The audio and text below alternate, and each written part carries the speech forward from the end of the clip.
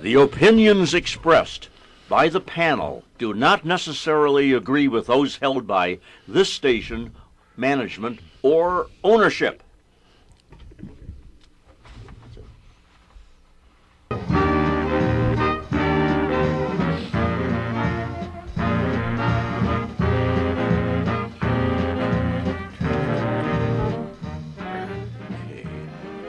This is your announcer, Rich Lang, coming to you from the John DeVita recording studio at a still clandestine location on the great northwest side of Chicago, where we are once again proud to present for your approval, edification, and entertainment our monthly conclave of historical intellectuals and just plain history buffs. Meet the Chicago Historians. And now here's our creator, producer, and fearless leader, John DeVita. Well, thank you very much, Rich Lang. And from the John DeVita Broadcast Center, welcome, ladies and gentlemen, to another broadcast of Meet the Chicago Historians on the Windy City Hometown Entertainment Network on Monday, October the 21st, the year 2013. Today, the panel will be talking about whatever happened to, and of course, much more. So sit back and enjoy Meet the Chicago Historians. And now, to start today's broadcast, here is our announcer, Richard Lang. Good afternoon, sir. And to you, John. Now, here's our panel moderator, Jack Red Ryan. Well, hello, everyone, and welcome. And hello, Richard. Were you by any chance the same guy who played Inspector Faraday in the Boston Blackie movies? I'm afraid not. Oh, it was Richard Lane. Oh, I'm sorry. I get confused there. He also confused. Did. Huh? I'm always confused. John, confused? I'm shocked. Anyway, hello and welcome to 10/21, 13. It's October. We're pre-recording the program. I don't know what time of the day it is that you're listening to us, but it's a real typical autumn day outside. It's clear, cool, windy. Even though it's Monday, it's windy. And well, you know, if you don't like the weather in Chicago, wait a little bit; it'll change. So we've actually got some feedback last time about we had a criticism. If you do want to get any criticism or questions about the show, or would like to participate, since we do a pre-recorded, you can look on info at windycityhometown.com. It's our website is windycityhometown.com, which all these shows can be accessed, and backlog of programs also, and the new shows, in addition to being on broadcast. And if you have a question or want to participate, let us know. Give us your name and phone.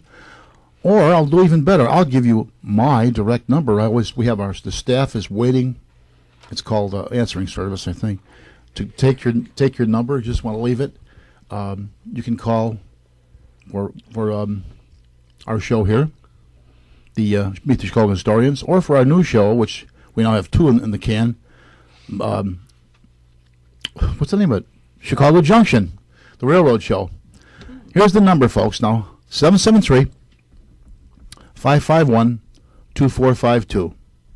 Not Hudson 32700, but 773-551-2452. Give us a call. If you want to participate, we can make some arrangements to call you when we're taping. How's that? Anyway, the first part of our show, we usually like to talk about things that are going on, recent history, current events, and as I said, we got some feedback. Mr. Luke O'Toole, who says he's from Des Plaines, says that we were too negative when we got on.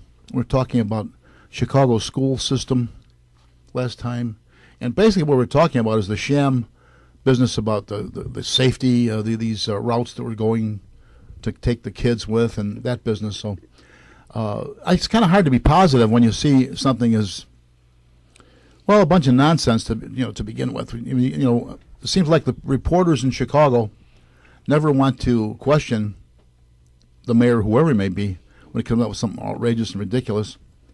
No one ever seems to look at it that way. They need to be, the term is vented, isn't it? Vented, if they're going to at least play the devil's advocate and give some questions that way. Well, we all felt that way, basically, as we did. However, in as much as we like to see a positive spin on things, what we're going to try to do is we'll try to introduce the same subject again, but we're going to all come up with a little positive prescription that we think would help the school system in Chicago and in Chicago in general.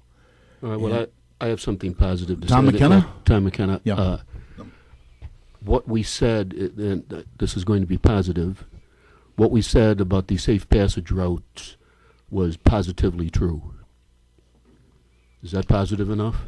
You know, that just the fact that you have to create a safe route, isn't that being pretty negative about what the situation is? Yeah, what are you saying? Yeah, I mean, It's not negative, Tom. Bill It's Kogelman? positive. right, It's positive because it's true. right.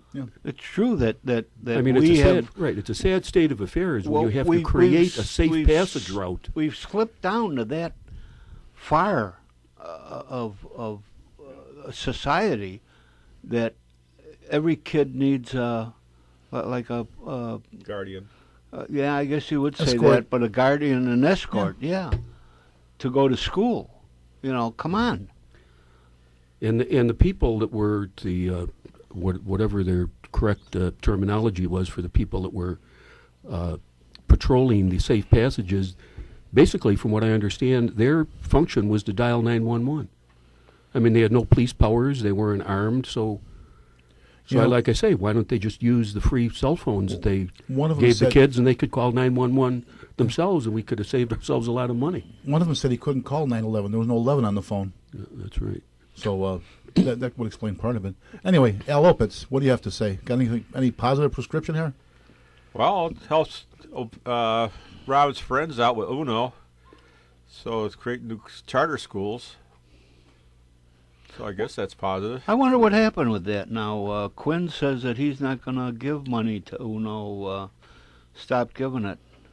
And Well, if you take but a look at Ram those wants schools- it because all his friends are in it, and there must be a little cat fighting going on there. Could be because if you look at the schools that the UNO built, they're quite nice looking, anyways, from the outside. And I have yet to see a public school with that type of architecture. Well, they were in their day, I'm sure. And they're Well, all in their day, but Yeah. but their day is 100 years ago. Everything is state of the art when it's new, right? Yep. and they're all staffed with non-union. I'm sure that No union at all. that Oh, that lady that is the president of the teachers union really likes that. Well, again, speaking as having some you as you do have experience with labor and organized labor. If they want one, they can get one there. Those teachers can. It's Yep. up to them, isn't it? Yeah, yes, it should be. Just the same way they talk about they don't want to bring a Walmart in the city because it's non-union. Well, you know, if they want it, they can do it. Well, Rich. Walmart's got its own history of being corrupt, so Yeah. I did a little research on them, and they're not the nicest group in the world. But they don't have any schools, They don't have any schools. and yet anyway. Well, they're Rich? taking everybody else's jobs away, but that's, going for low budget help. Rich, suggestions? Well, one thing that I saw in the paper a couple of days ago, I guess there are still some parts of the country where teachers, even if they're unionized, are not allowed to strike. And I think that's something that could be pursued to some degree. So if they're not going to strike, they should have something in return, like binding arbitration. Right. Right? All kinds of bargaining. You discuss things, don't wait to the last minute for a crisis, as our government is prone to do. Just sit down and talk over things. It's just The because teachers should have the intellect and the intelligence to do this. It's something like 98% of all labor difficulties are settled without losing an hour. You know, we always hear about That's the a good point. We just you know, hear about the few that... yeah, that do. I mean, they make, you know, if you, what is it, how does it go? If you make the headlines big enough, it makes the news big enough. Well, it's like a former mayor said that don't what was it, Mayor Daley, Which one? the old man, The real one. the real one. He said something to the effect that we can't we can't let them take over the city, but we must meet, and I will give that to them. They did meet, not like these morons that we just elected here in the state and in the federal government that just went on, as Al said, they just went on this sequester. No, it's just a And they're government shutting shutdown. down the government because they won't talk and that. You know, come on. I mean, it's just like saying, hey, we're stupid. Plus the fact that most of the civil service workers get retroactive payback to the beginning of that time anyway. So general, other than the delay in pay, they usually don't lose any money. Yeah, yeah. They talked about shutting things down. What was it, like 13% of the total federal government was shut down? And why would you have to shut down open monuments and parks? I mean, no one's. That's a good point. To me, I thought that was kind of like done on purpose to try and look at this terrible It gets thing. headlines, Jack. Yeah, That's here why. these veterans from World War II can't get in to see the monument because of this. Yeah. Well, they showed them, didn't they? If the monument's not enclosed, not inside, how can you close it down? That's like shutting down one of these little play parks. Okay, That's right. Okay, the field house may not be open, but you can still go use the swings or the ball field or whatever. Okay, You're trying to be logical. That don't work in the government. Any other suggestions? Is that yours for education? Is no strike, binding arbitration? I think that would help. At least you should be investigated. I'm going to go real basically. I'm going to say sympathy that we've all seen for the teacher. Teacher has all this responsibility and like zero authority now, and unlike it was years ago when the teacher was maybe a little god in his own little domain. Well, we got to give him the authority back so he can perform the job properly and without fear of any kind of retribution on the part of the public or the. And that goes also for, and you and Tom should know very well, the police. Give them their authority back. Yeah, the teachers right now, if they send what are they going to do with a disruptive student? Send them to the principal? Principal can't do anything. He'll say, "What are you sending me this guy for?" Basically, what What are you, a troublemaker? And if you take him out of school, the kid have a holiday. That's all he thinks about. Right. He has no repercussions. And Wasn't there a day when, let's say, an assistant principal at most schools would be the disciplinarian? He'd have ultimate authority to deal with any problem child. It's a very sad state of affairs when you are proud of having a 65% graduation rate. You're proud of that. You tout that. I mean, please. And they're graduating, and probably I would venture to say there's a big percentage that can't even read their diploma, that's part even though they graduate. Well, the No Child Left Behind that was under President Bush. Reagan. That went by the wayside. Now there were certain schools in the city of Chicago and they weren't really exceptionally high standards. There were some schools in the city of Chicago that not one student in the entire school measured up to the standards that they set.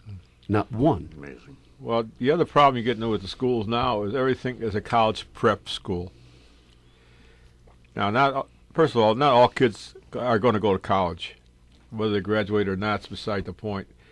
They need trades help, which pay pretty well in general, except when you get about 45 plus, then you start hurting. But the fact of the matter is that right now the only thing they're teaching the kids how to do is how to dial help on the telephone, and they can't fix anything. They want to be lawyers, or like we need another lawyer. They don't have the mathematics skills, so they import a lot of people for engineering and technical help. So what are the kids doing nowadays, as far as technical help or the sciences and stuff like that? And they don't have a skill to go out and get a real job. They need carpenters, they need pipe fitters, they need plumbers, They need electricians, cement masons, well, even roofers, much as I hate that, looking at that type of job, but there's still, right now, who do you get for roofers? Mostly, Illegals. yeah, well, Mexicans for the most part. There's some Polish, but as soon as the Polish find a decent job, they're gone. That's true of anybody once they can. Yeah. Well, it's decent. And the other thing that go on now, this guy here, he's got 41 years at McDonald's. He's still making base pay. Now, who's at fault for that? You know, he's got 41 years. He should be able to progress. Yeah. Now, it must be something wrong somewhere. You know, I like to look at the history of this guy to see why he hasn't got anything above his base pay. You know, a question. Recently, within the last, I don't know, week or two, Dominic's has said that they're going to shut their stores and that. Were they union or non-union? Yeah, they're union. They were union? Yeah, they're union. Okay. But the problem is that the original Dominic's was catering to the neighborhood, and now all of a sudden you got a uniformity of stores, and that don't work in a lot of neighborhoods. In other words, if it's a Polish neighborhood, Mexican food don't work too well. Although some people, you know, if you're going, pierogi don't go too well in a Mexican neighborhood. This type of thing. So you got to customize the store for the neighborhood. Does Mariano's do that? And there's a story behind that Mariano Used to work for Dominic's. worked for Right. Dominic's, and a friend of mine had, when they started out, he was working in one of the stores as they were building it, working security, and this Mr. Mariano stopped by and talked to him, and he said his quest in life is to put Dominic's out of business. Well, And looks he like must have had an awful did a good thing. job of it. And he did a well, job. the conspiracy theorists, their theory behind the Dominic's closings are to get rid of the unions. They're going to reopen the majority of the stores anyway, but they'll be non-union. Okay. Well, they said some of the stores are sold to whoever the store is, but the fact is, yeah, unions sometimes do create problems when you're going against a non-union store. You know, you got food for less. You got the local stores. So you can get $1 a pound cheaper on cheese or $1 a pound cheaper on ham. Any number of things. Well, I don't want to jump on the side of criticizing unions so much, but I do recall it seemed sort of an excessive amount of influence when you couldn't buy meat after 6 p.m. Do you remember that? All the meat Yeah. covers Yes, indeed. cover Yeah. cover everything up. You couldn't come back the next day or something like that. That's not that long ago that they were still doing What that. happened was with a- the cars? The dealership, they had no to close car on sales, Sunday? Sunday. Yeah, well, Is it's- that still yeah. in effect? Well, that has What's to the do- real rationale for that? Technically, They never have a day off. Yeah, right. Never have a Then day why off. not do that for every? They That's what wanted I was telling everybody you. to go to church. well, not that, but they want everybody to have a day off. Some dealerships were causing the people work 7 days a week, and they were not Yeah. covered under the. Or a guy would he'd have his days off, but somebody said, "I can't come till Tuesday." Oh, I'll meet you down here. You know, and he wound up being back there anyway. So if you have at least one day off where there is nothing going on, that makes sense to me now. Do you remember Jim Moran fought that years ago? Jim Moran, the courtesy man. For those of you who don't remember, Yeah, he used to sell. He was last Hudson dealership in Chicago, I think. was he? I think so. He was selling Hudson's. Oh, yeah. Yeah. He then he went to Ford. Right. He And started then- at a gas station or filling. Was it a service station he had originally or something? I don't know. And then he retired. Yeah. He went down to Florida, started another dealership down there. He was I heard. distributor, Was that what it wasn't was? he? For the whole state, I think, or something like that. Yeah, and then the guy who took over, he tried to do the courtesy man thing, and he just didn't have the personality for it. And Was it Uncle Jim Lesniak, or who he used to talk about? Was well, it was always Bert Wyman. Joe, I can't remember. with Lynn Burton for certain. Yeah. Yeah. As his spokesman. Yeah. Yeah, Lynn Burton was a character in itself, and he always had Sally Frank over on the north side there. Mm-hmm. He's gone. And Nicky with the backward K. Where were yeah. they? Yeah, they were on Irving Irving. Park. Yeah. You were with me. I Around bought my Six first Corners, yeah. my first new That- car there. That was the 40 winter of West Road. '67. Put them down the tubes, I think it was. Was it? Yeah, they had to turn over so much money a day in order to survive. And they had a speed shop and all kinds of stuff in there. And it was, quite a magnet for speedsters. And the winter of '67, I think, put them down for about a week or so. And they just never really recovered from that. Well, about my car, my first new car was that '69 Chevrolet Impala Custom Coupe 327 engine. That was in 1969, so they were still there. I don't know how they were doing. They were starting to limpo along. Tom was with me. Right. Remember Long Chevrolet? Yeah. Well, we From bought Milwaukee, cars there, right? Yeah. Yeah, Longy. In Elmhurst. Yeah, he had a little problem called somebody embezzled money there, and he went down the tubes. That's another thing about Long Chevrolet.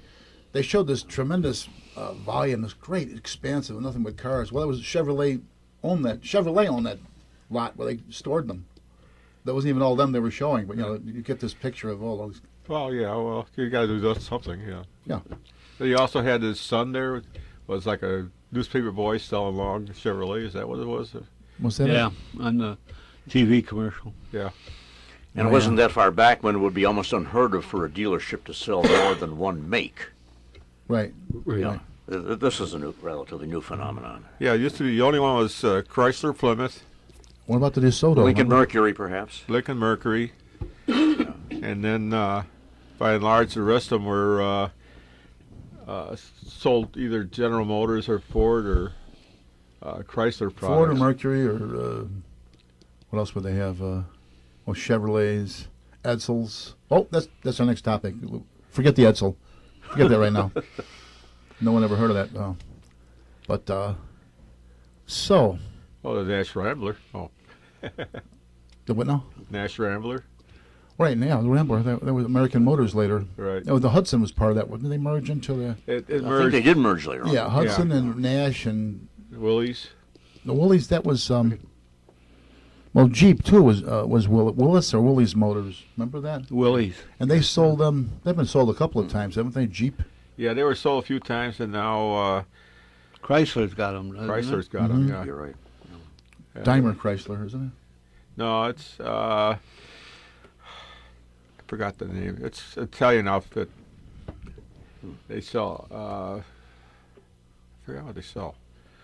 But the Obama decided to go and give it to the Italian outfit. Was it that one? Was before his time, wasn't it? Before Obama? No, they had more Daimler recent? Chrysler. Yeah. Daimler for some reason they couldn't make it, and they sold off the Chrysler product. And whoever, if they went independent, I don't know. But in case anybody doesn't know, Daimler makes the Mercedes-Benz, Okay. and it was Daimler-Benz is the way it's pronounced. And they got hold of Chrysler. Chrysler was really, Walter Chrysler was an old German, I guess, as long as Studebaker and a few Chrysler, a few other. Well, Studebaker merged with Packard at one time. Remember that? Yeah, Studebaker, That's right. Packard. And Studebaker was right here in South Bend, Indiana. Yeah. The museum is there. Yeah, Auburn, Indiana. Auburn. Okay. That was one of my first cars, Studebaker. It was a nice car. I had one. Yeah, I liked it Advanced until I designs, wrapped it around the yeah, post. yeah. Yeah. Well, My those posts don't move too well. my whose fault was it? Posts wouldn't move. My uncle Al always bought Studebakers. Oh, nice cars. Yeah, it Good wasn't a reputation. good car. Yeah. You had the Chrysler Golden Hawk. Ooh, that was a nice one. What about the Packards? Those were supposed to be. Oh, they had the Packard Patrician. Was it? Yeah, that was a real fancy car. That's Wasn't Packard at one time the big deal for taxi cabs? I don't know. Taxis, It I don't was Checker had their own. A Checker then, the Checker. I was gonna put Yeah, it up a there. lot of Checker them- Marathon. They had the ambulances sewed up there for a while too. Packard Did they? was in the ambulance business. Yeah, we had some with Chicago. But the what happened with Checker is the union got in there, and the Checker said no union or else we'll close up, and they decided to go unionize, and they closed up. Were they here, weren't they? I don't remember where they were at. Packard used to make not only ambulances but the hearses also. Yeah. And my dad, God rest his soul, he worked for Packard Motor Car Company. He worked for the factory in Evanston, 1735 Railroad Avenue in Evanston, and he was there for almost 45 years with the company until they went bankrupt. And then after he left Packard, and he went and worked for Buick then, and he wound up with at Broadway Buick over at Hollywood and Broadway. And you're talking about Jim Moran. My good pal Joe Gentile worked for Jim Moran That's interesting. when he was over on Grand and Central Park and Division. Mm-hmm. Yep. You know who he got his big start with? Is that? I think that's where he started, was with Jim Moran, and then afterwards, then he went to Lynch, not Lynch, the one over on Oak Park and Grand Avenue, the dealer over there. The Jacob's twin. Yeah, that's it. Yes. Mm-hmm. And that's where Joe worked over there, and then after that, then he went out to Barrington and had the Chrysler Plymouth dealer on Route 14 in Barrington, and then the mayor out there named him the Baron of Barrington. Yeah. Jimmy Moran was very active right after the Our Lady of the Angels fire. He contributed a ton of money and helped with rehabbing, and he was one of the heroes of that fire. That's right. And when Jim Moran passed away, I think he passed away down in Florida. Yeah. Wasn't too long ago. That's right. Yeah. And I have tapes at WJJG of Joe Gentile and Jim Moran, and I did an hour special of Jim of the two of them on the radio. I did a special a couple days after Jim Moran passed away. Well, the other thing that Packard had was aircraft engines. They had a V12. They used to compete with General Motors and with the other one was the Rolls Royce. They're all V12. What do you think the gas mileage was on those V12? Well, it got you where it was going. Boy. Yeah, that's another I'm so old line. I'm so old that I remember when gas mileage didn't mean a thing. Yeah. Because gas was cheap. Who cares? Remember Get gas 5 wa- miles a gallon out? Oh, well. Or gas wars? Yeah. Remember gas wars? Yeah. Neighborhood have they're trying to undersell each other, or Saturday evening you'd pull in and gas up. You got the Tribune, you got some soap, you got some glasses, Yep. other premiums, towels. Well, the other thing was I was in the Air Force and they had a snowplow. They used to get 2 gallons per mile on a snowplow. Well, I tell you what, we had fire trucks that'll beat that. A mile a gallon. Yeah. A mile Oh, a this gallon. is two Mainly gallons. because of the weight, I imagine. On the weight Yeah. and not having proper maintenance, Oh, this and is- being so damn old. Oh, this is 2 gallons per mile. We didn't have. None of them ran on coal, though, did they? That was before. No, not yet. That was just before his time. Just Kenny's before? time. Oh boy. So, Listen, I'm glad you brought that up, Al. I want to comment on our good friend and one of our premier historians, founding member. founding member Ken Little. He's not feeling too well, not doing too well, and we wish him a lot of luck and a lot of good health. Right. And our prayers and thoughts should Get better, be with Ken. him. Get back here. Yes. We need We you. need you. Yeah. Yeah. You're exactly. right about that. And there's a guy that he made Chicago history his life, didn't he? With that class. And I mean, Yeah, that at was Wright his- College, that yeah. was his passion. Oh yeah. Oh, absolutely. History is his passion. And yeah. then to know, if you want to know anything about any streets in Chicago, the names, who they're named after, that's the guy to see. Yeah. How long it was, where it went to, Yeah. how come it went there. Who was it before? Yeah. Yeah. Well, we got your What is it? time to have a. Are we going on a break here, John? We sure are. I was wondering that. We'll be right back to the discussion following this short intermission. We'll get to your book next. Oh, okay. Those shoes.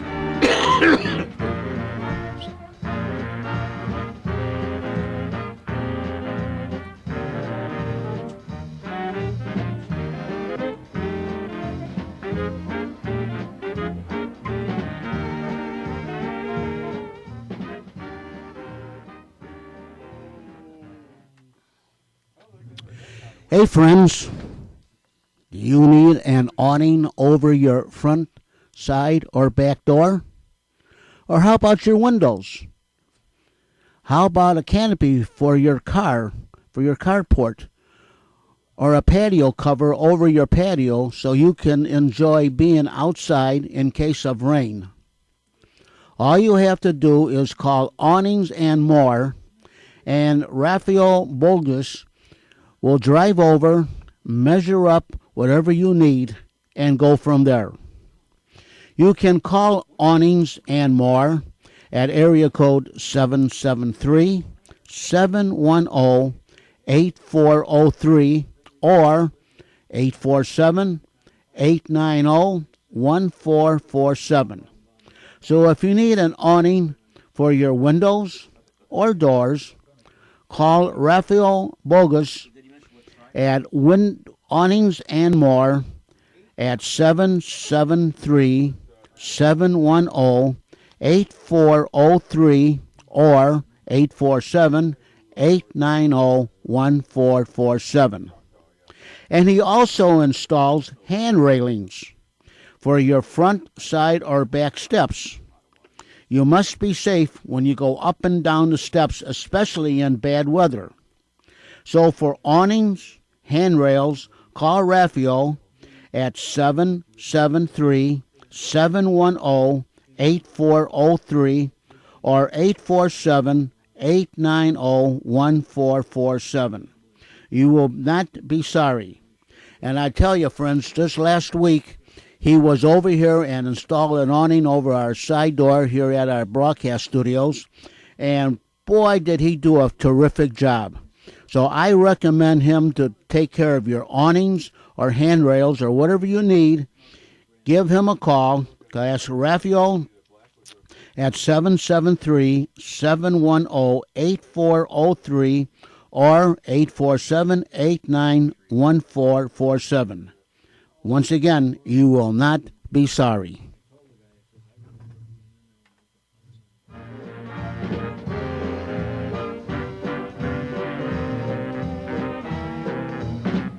Now, back to Meet the Chicago Historians. Jack? Thank you. Thank you so much, Rich.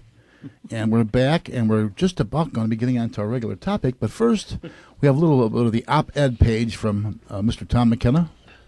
Well, this morning, our president addressed the nation, and excuse me, he was addressing the problems with the sign-up system for the Affordable Care Act, I believe commonly referred to as Obamacare.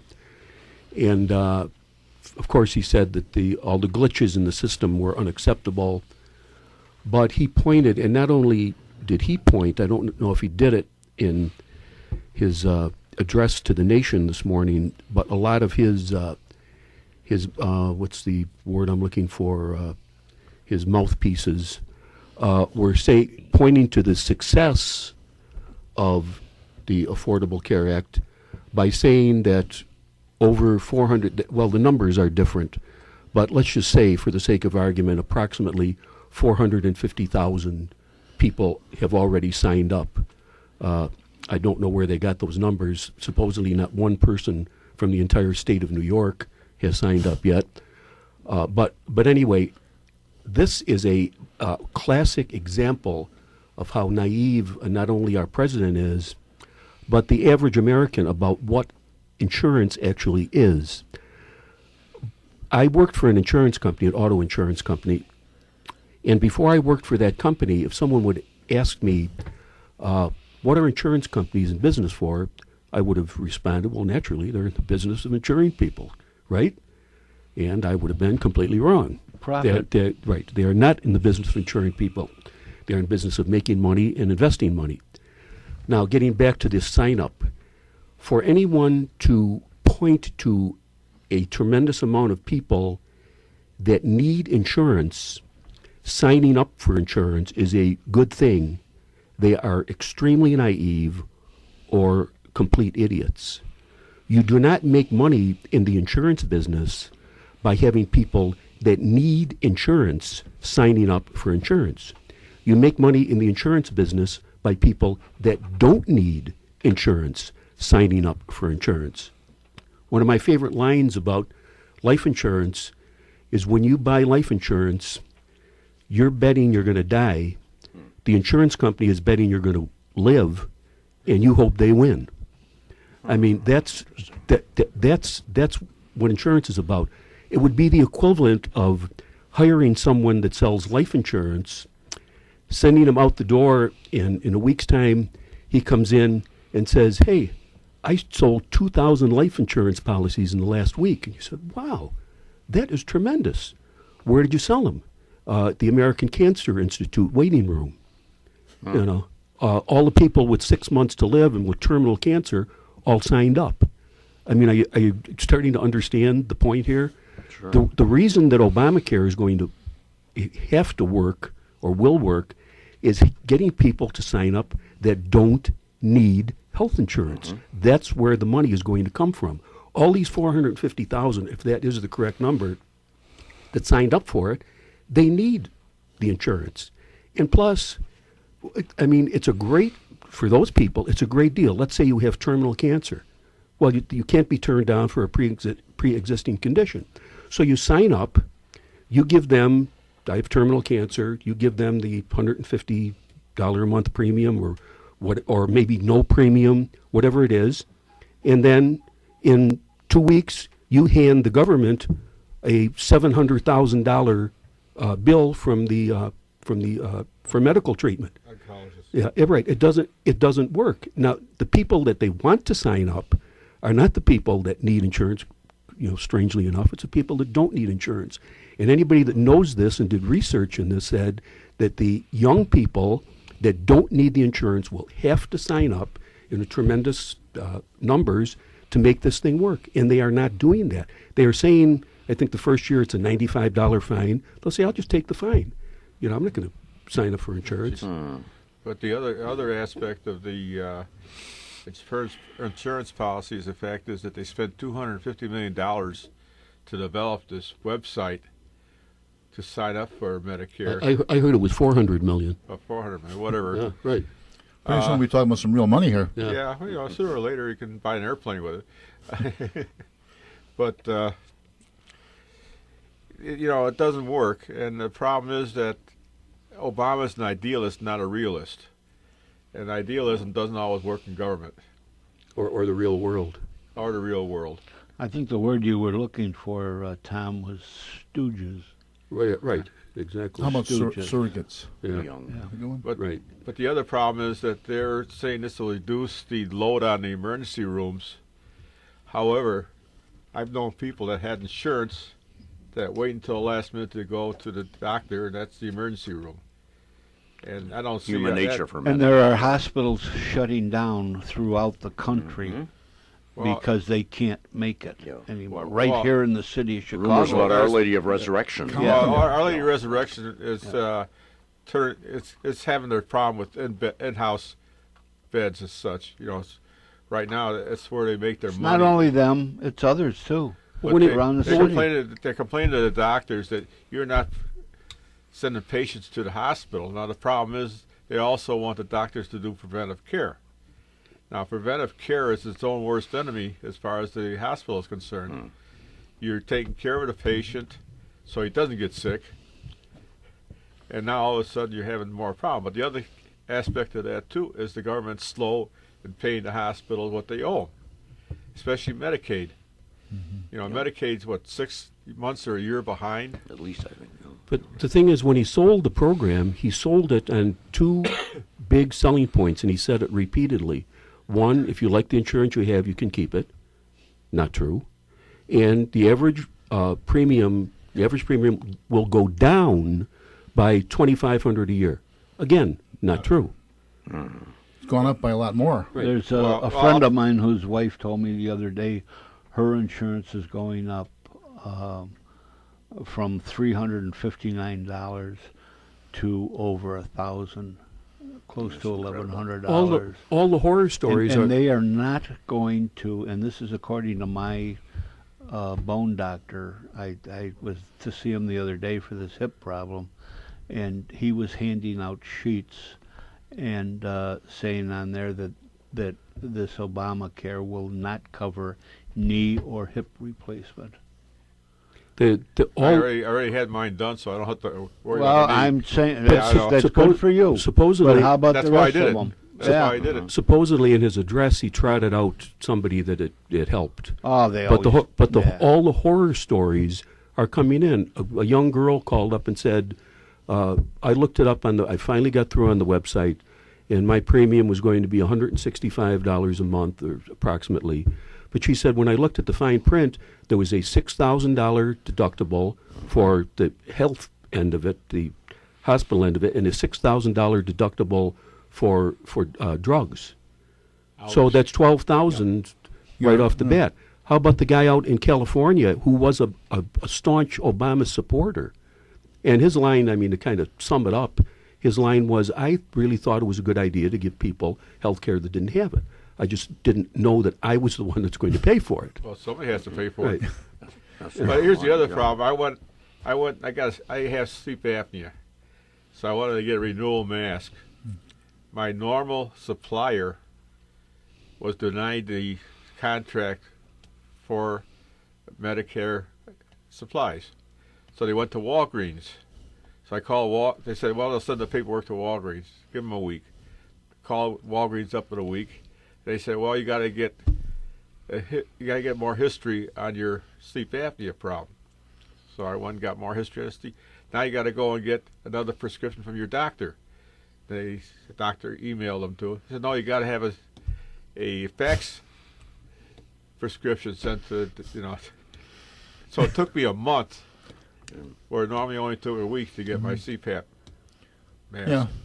Well, I was in the post office this morning to conduct a very minor transaction, and I waited in line about approximately a half hour. And I'm thinking to myself, isn't it going to be great when these same people are going to be handling our health care?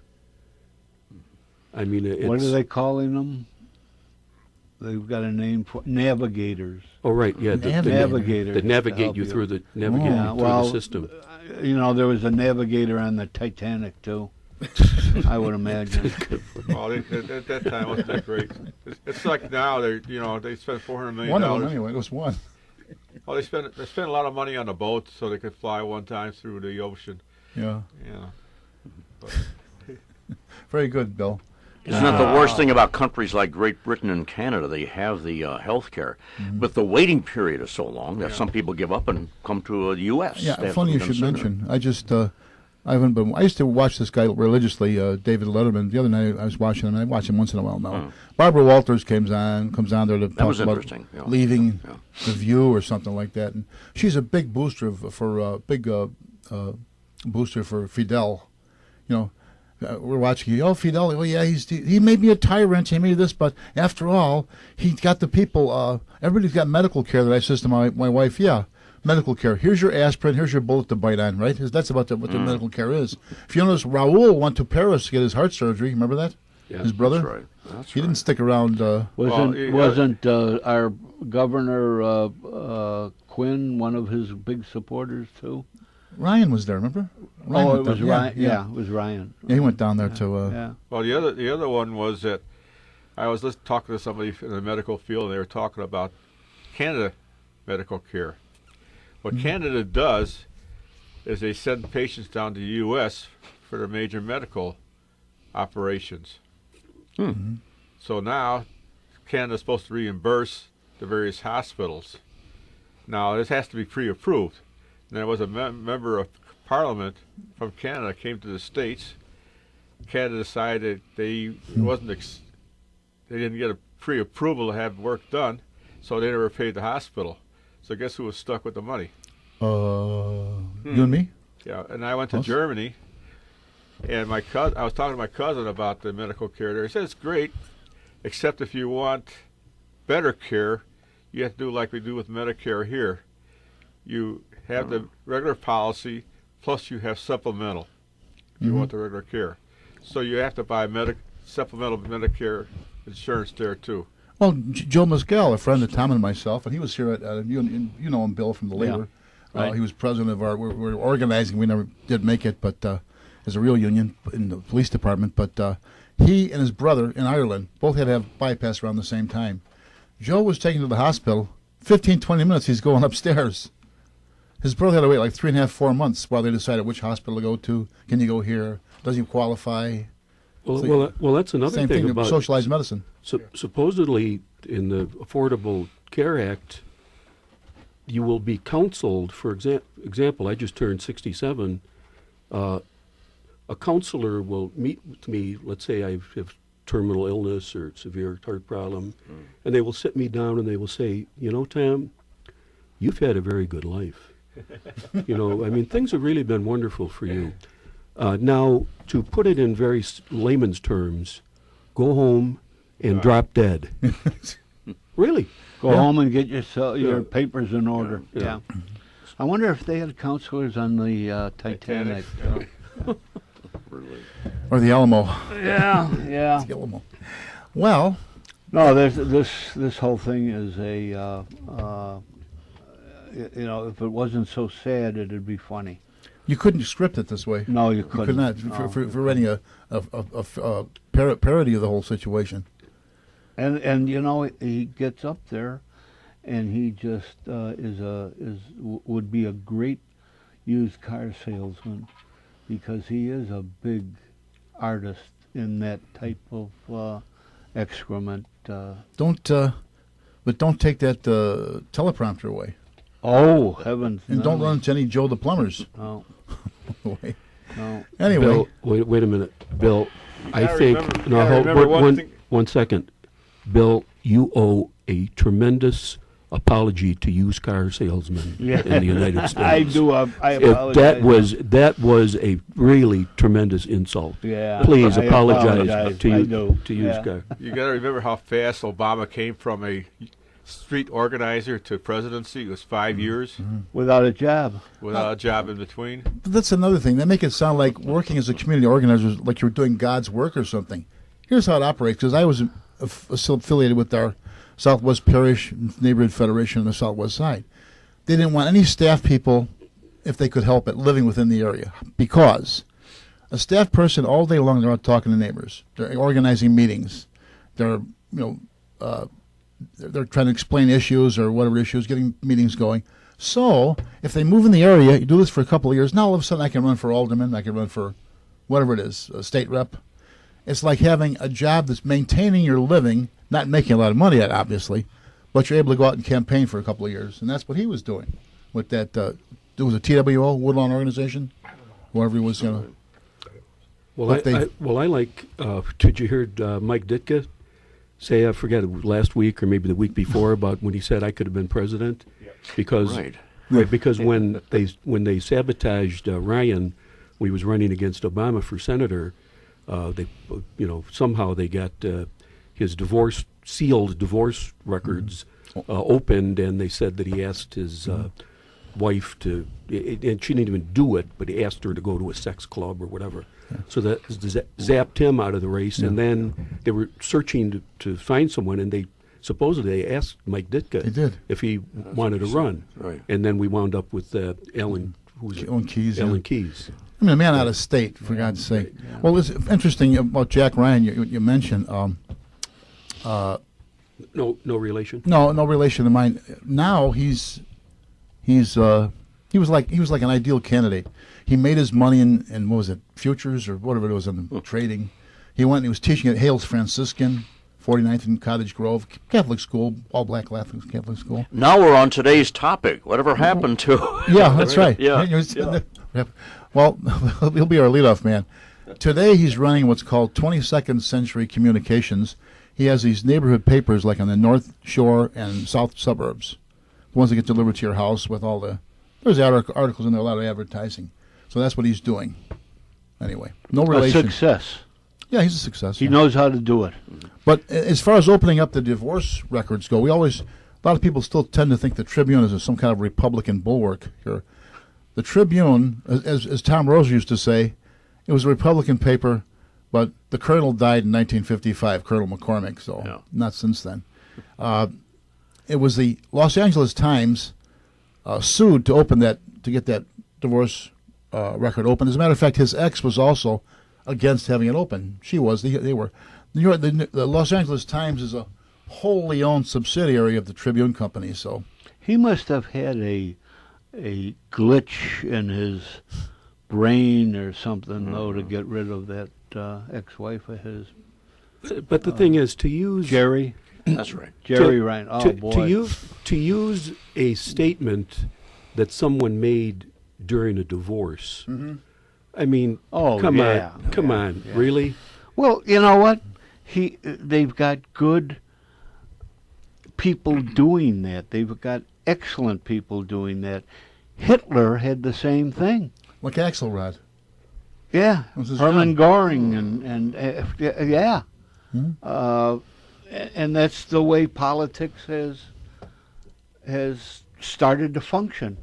It hasn't started; it is functioning. Remember how that way. woman who was There's supposedly no statesmen anymore. They're just politicians, and that's a dirty Well, word the classic anymore. is when Obama. I think it was the first speech he made at the Democratic National Convention, and it was inspiring when he talked about talking about red states and blue states. He said there's no red America, there's no blue America, there's only America. Well, God, I mean that's fantastic. Sure. You got to love this man. What does he say last week after the debate?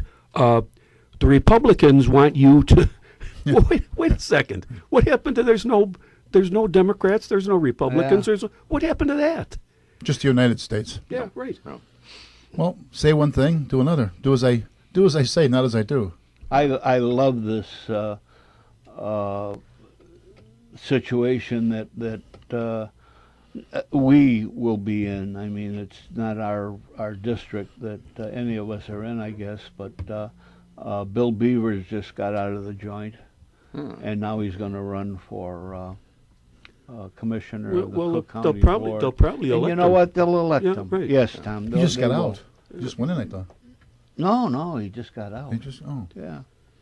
Yeah, it's hard to keep up. Yeah, Beavers, I think, got out. You're talking the one that just went in was the other one. oh, I they forget. I'm It's hard to keep track. Yeah.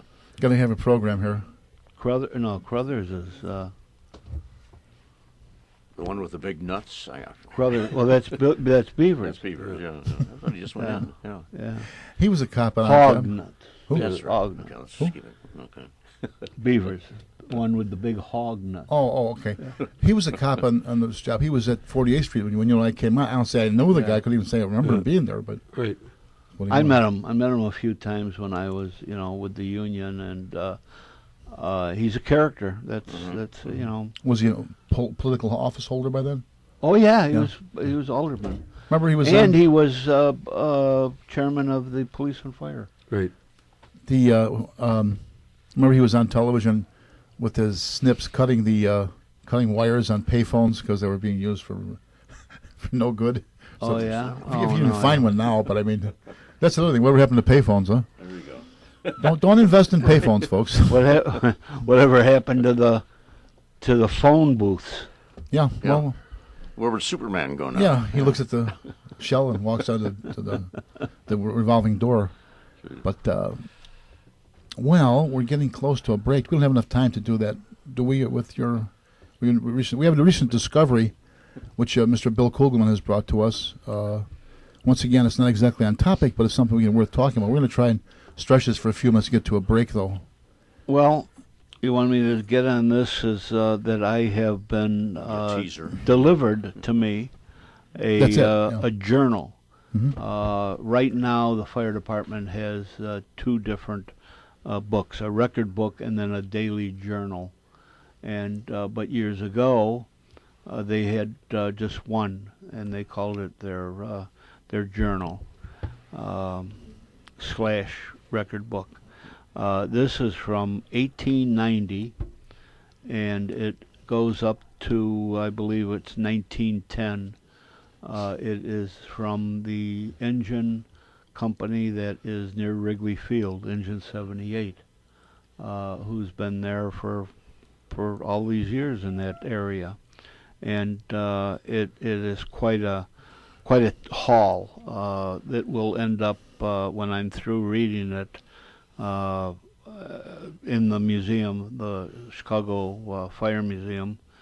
By the way, which is at 5218 Southwestern. We're open one day a month the last Saturday of the month, and It's coming up this Saturday? that will be coming up this Saturday. And the date is the 20, what Seventh? is it, the 26th?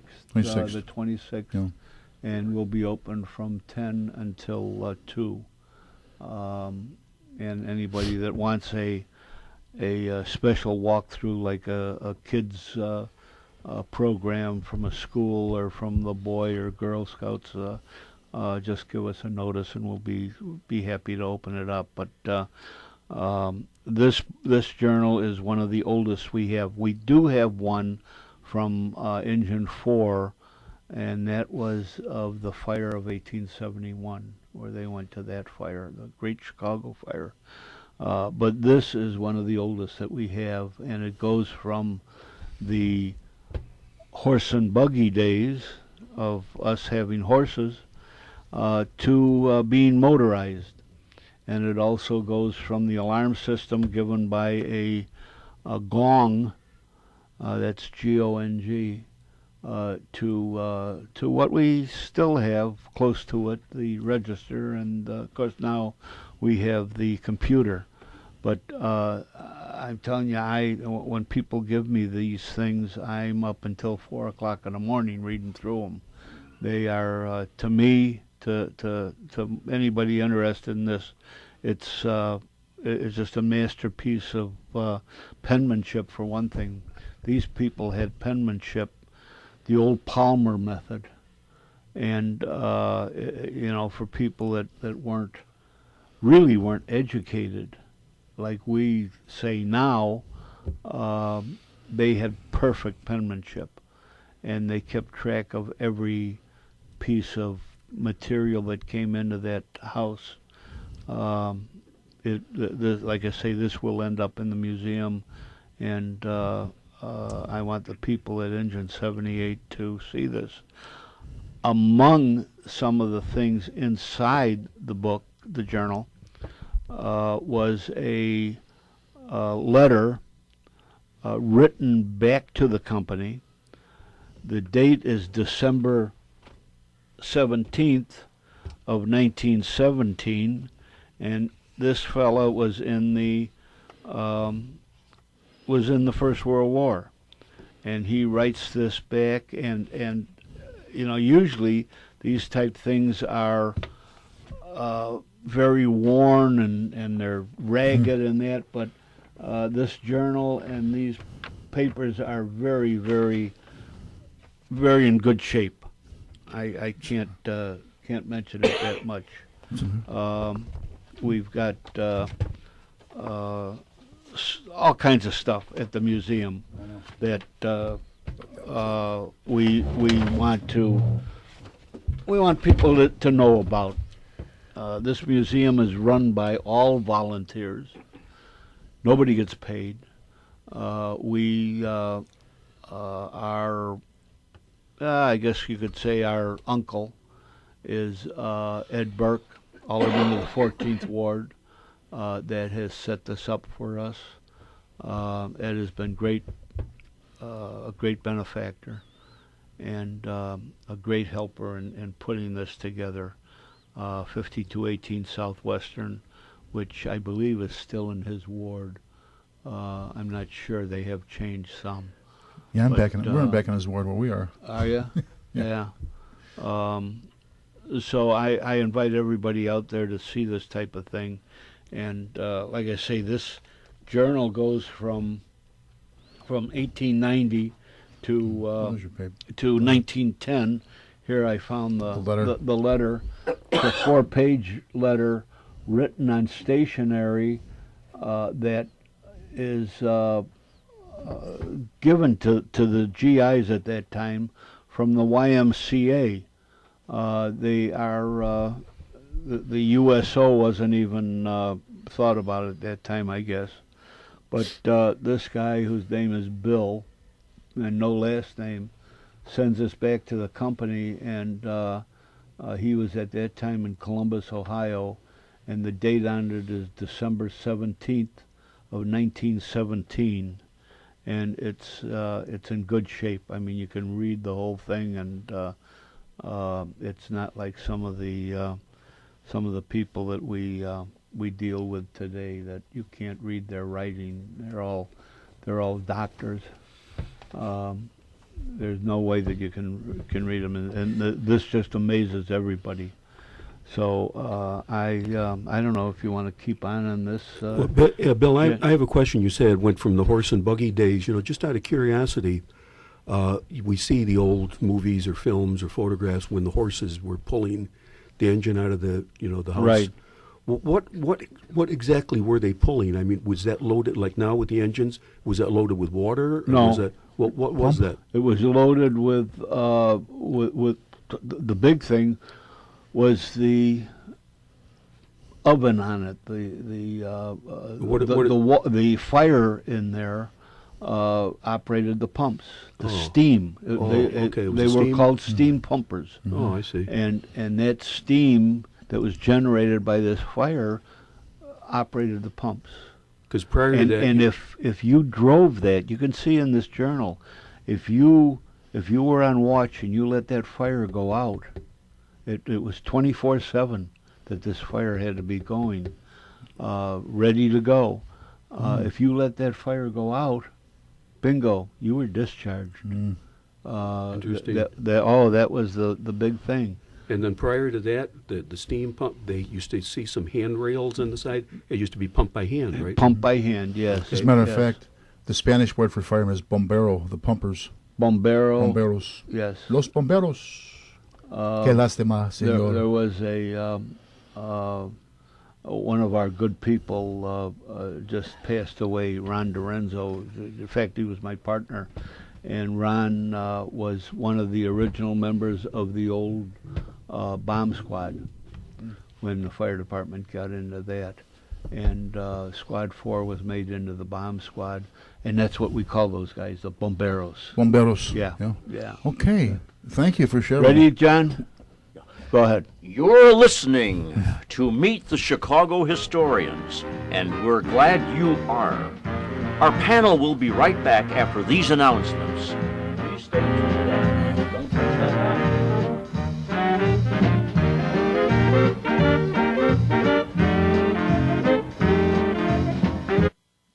And you are listening to Meet the Chicago Historians from the John Nevada Broadcast Center on the Windy City Hometown Entertainment Network.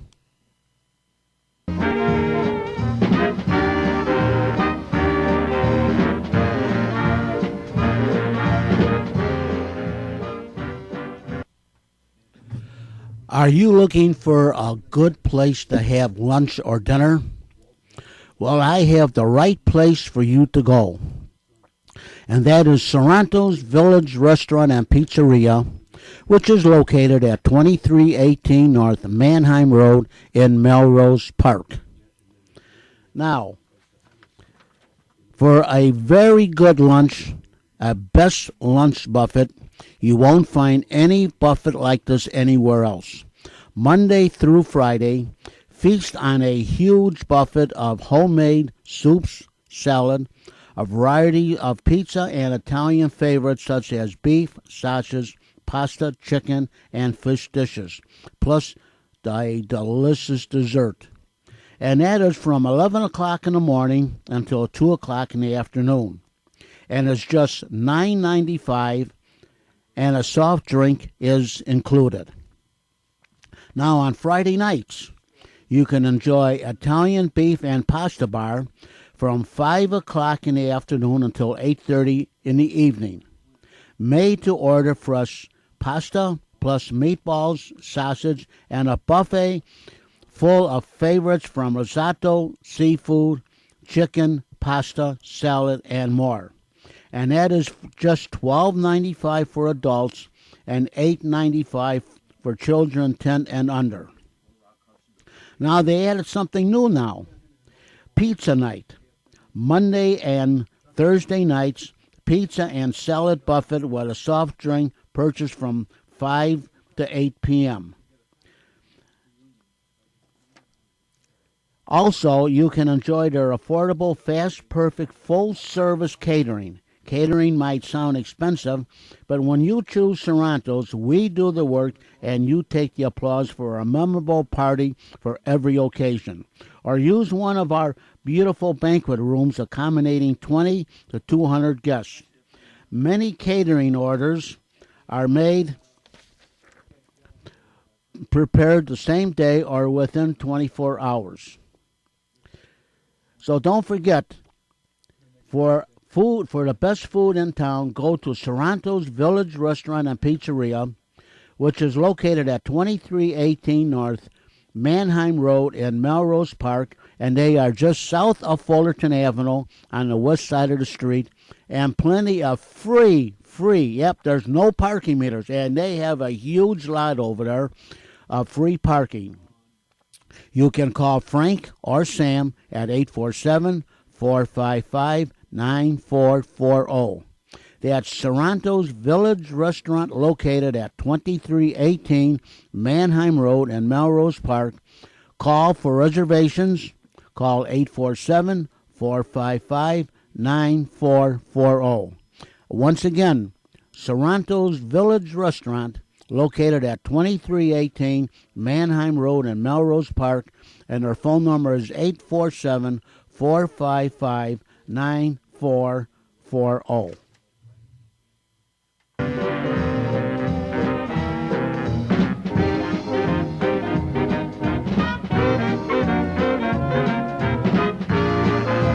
We're back. Once again, here are our historians. Thank you, Rich. Thank you, John. Well, now, our topic for today is one has pretty wide perimeters to it, or perimeters, or what do you want to call it. Whatever became of, or whatever happened to, whichever you prefer.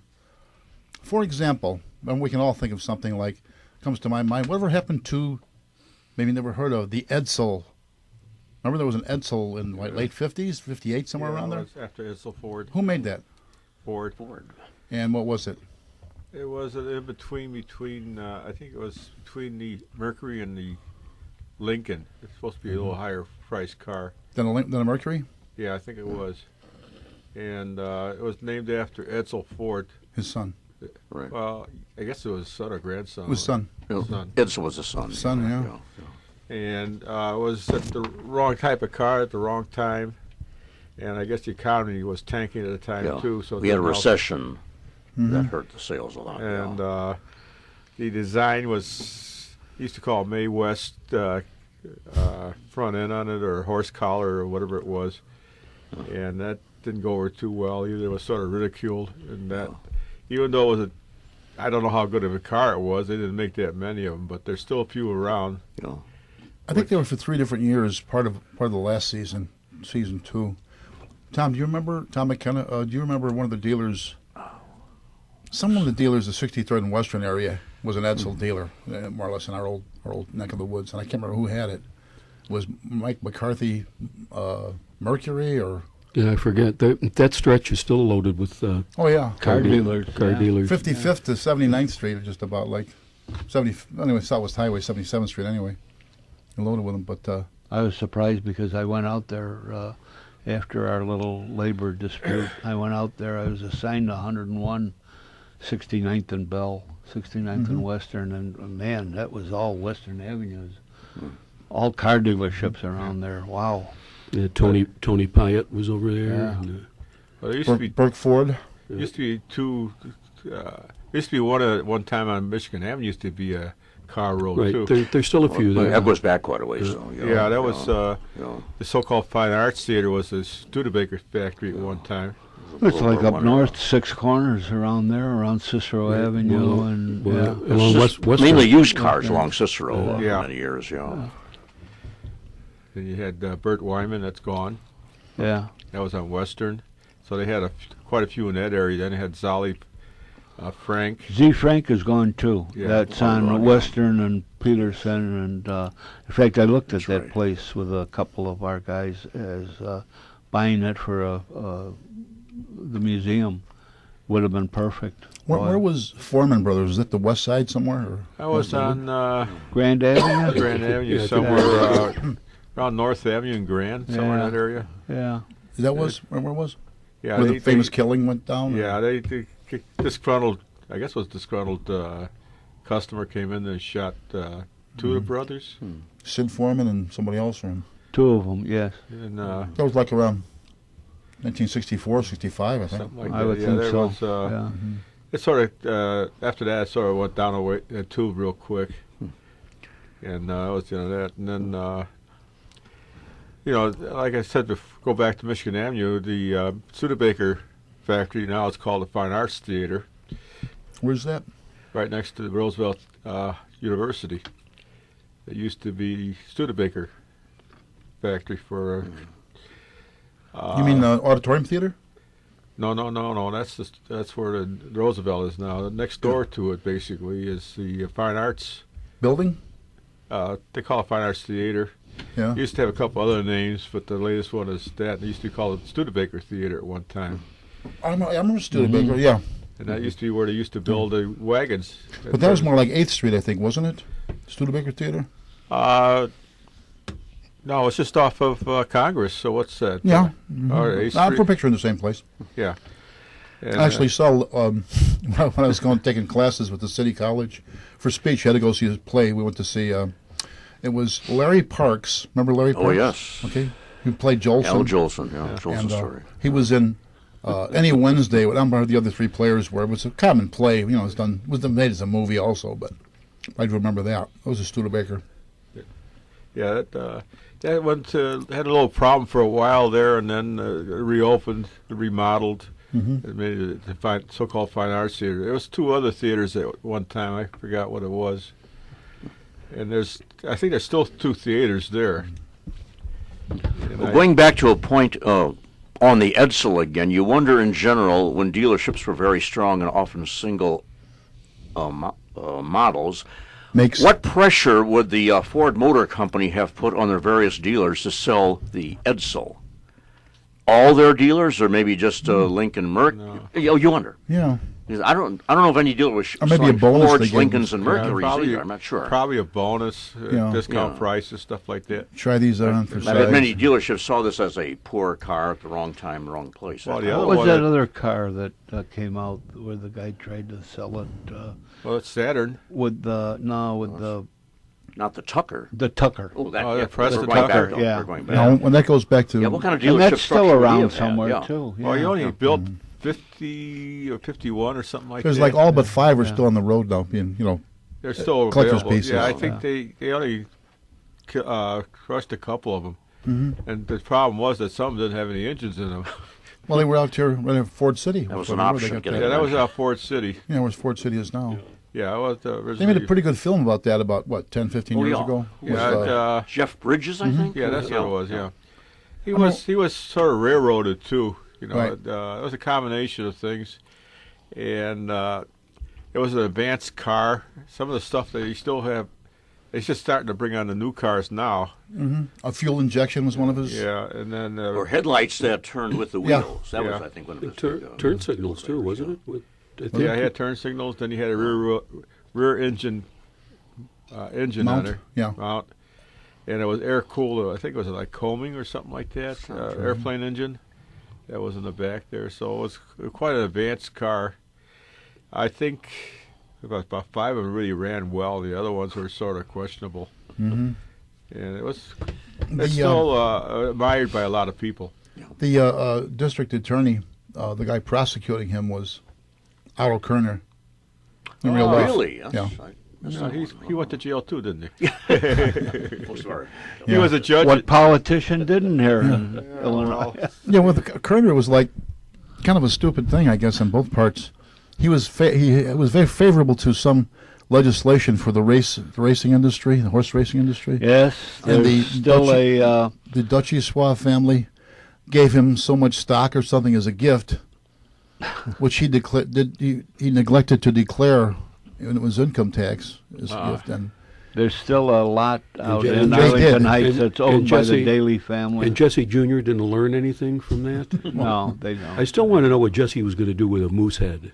I mean, that's really Jesse, what were you thinking? A moose head? A wrestling career, maybe? Seriously, a moose head? Come on, Or come was on, it Sandy Jess. who wanted that? I don't know. A wrestling career, maybe Moose Cholak, Moose Jackson. I don't know. Moose Jolek was one of them. Yeah, Yeah. I knew him. That would have been a great defense. He worked for the city for a while. He was- For Jesse, I just thought of that. For Jesse's attorney to go into court and say, Your Honor, if there's any question at all that my client has mental problems, he is a black man that bought a moose head.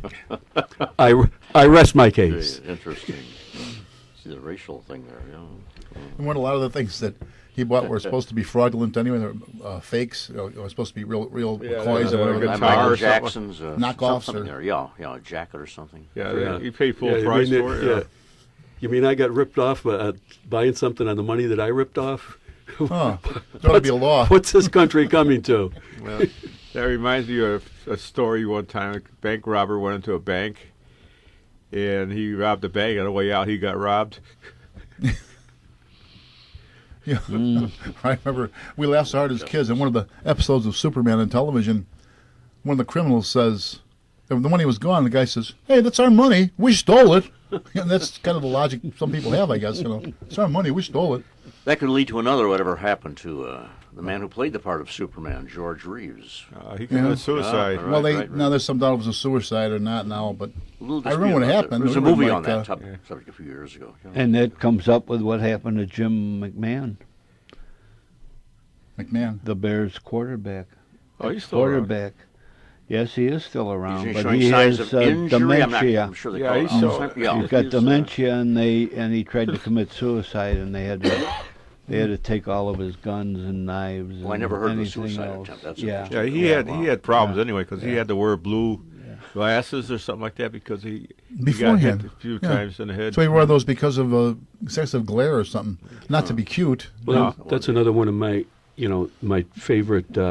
We needed a study to tell us this. Let's see. We commissioned.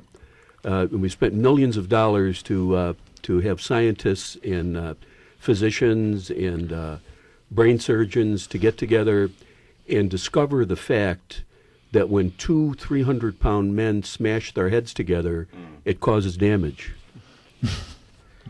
Well, there was an old. Oh, really? Yeah. Really? Well, there- Gosh, one I'm of, shocked. one of the football players said on TV, he says, if you expect to get out of there without injuries, you're living in a different world. Yeah.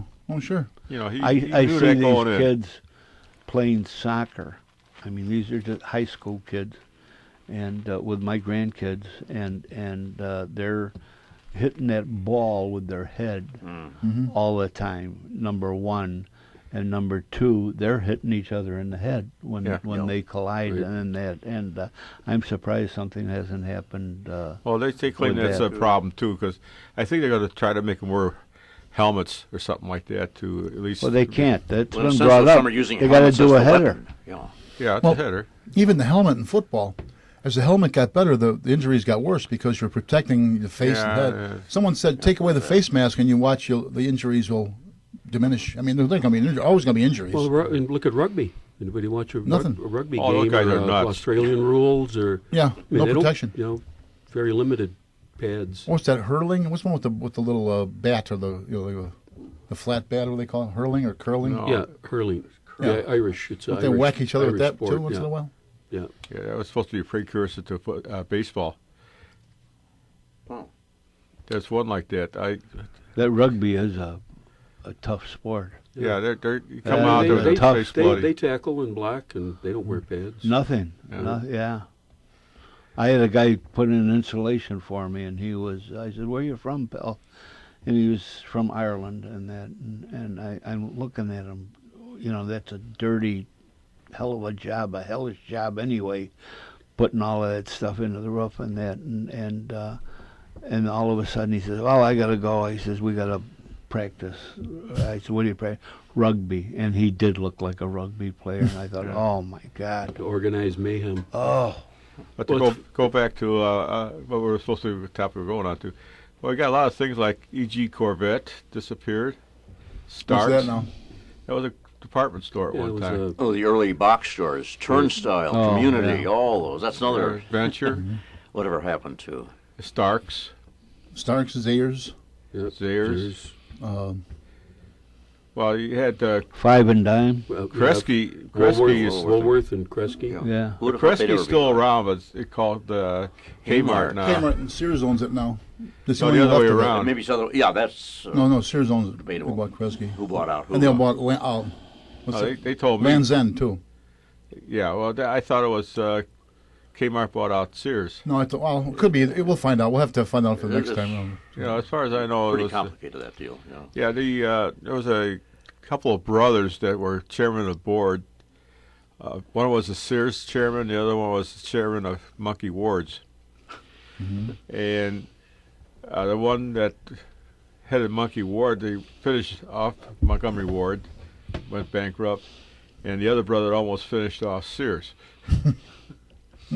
What So happened to some of the? Goldblatts and Weebolts, big names we remember as kids. Well, yeah. Weebolts Yeah. is another story. They were bought Family disputes. Yeah. out. Yeah. Goldblatt's was family, but Yeah. Weebolts was bought out by a company that overextended themselves, and I guess there was a little recession came on or whatever it was, and there weren't Weebolts on the tubes. No, we both a little like more high price, weren't they? A little bit. It was medium price. It A little was bit than some Medium store. would be good. Yeah, Yeah. a It little was- higher than I'm in.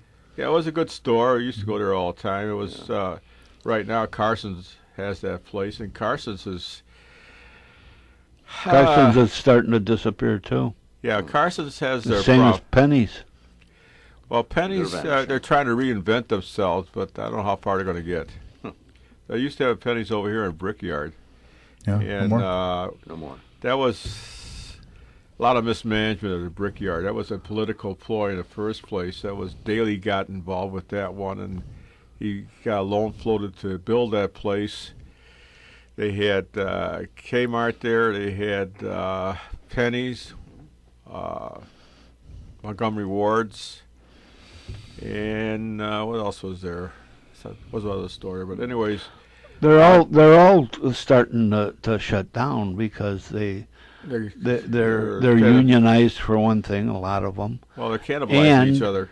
They're smaller ones. You know, people don't want to move. I know Sears out where I was shut down the store in Rolling Meadows, shut down the store in Arlington Heights, Well, they're and shutting that's the one just on the 79th Northwest Street. out there. You know. 79th Street's going down the tubes. Yeah, they're shutting them down. The big I know. story I was hearing about the Brickyard going downhill was they were cutting back too much on security, so you had starting What the security? car thefts and the break-ins. Maybe they never had any, but then the No, image was that the youngsters, the high schoolers, the gangs were taking over, mugging Right. people, and that led to the rapid demise of the Brickyard. But the solution to it seemed to be not the vanishing of the Brickyard, but you just make it a series of strip malls or mini malls, and it's still Well, there. yeah, not they're- enclosed. They lost enclosed. No, Well, Brickyards. the problem, they still have to have the security.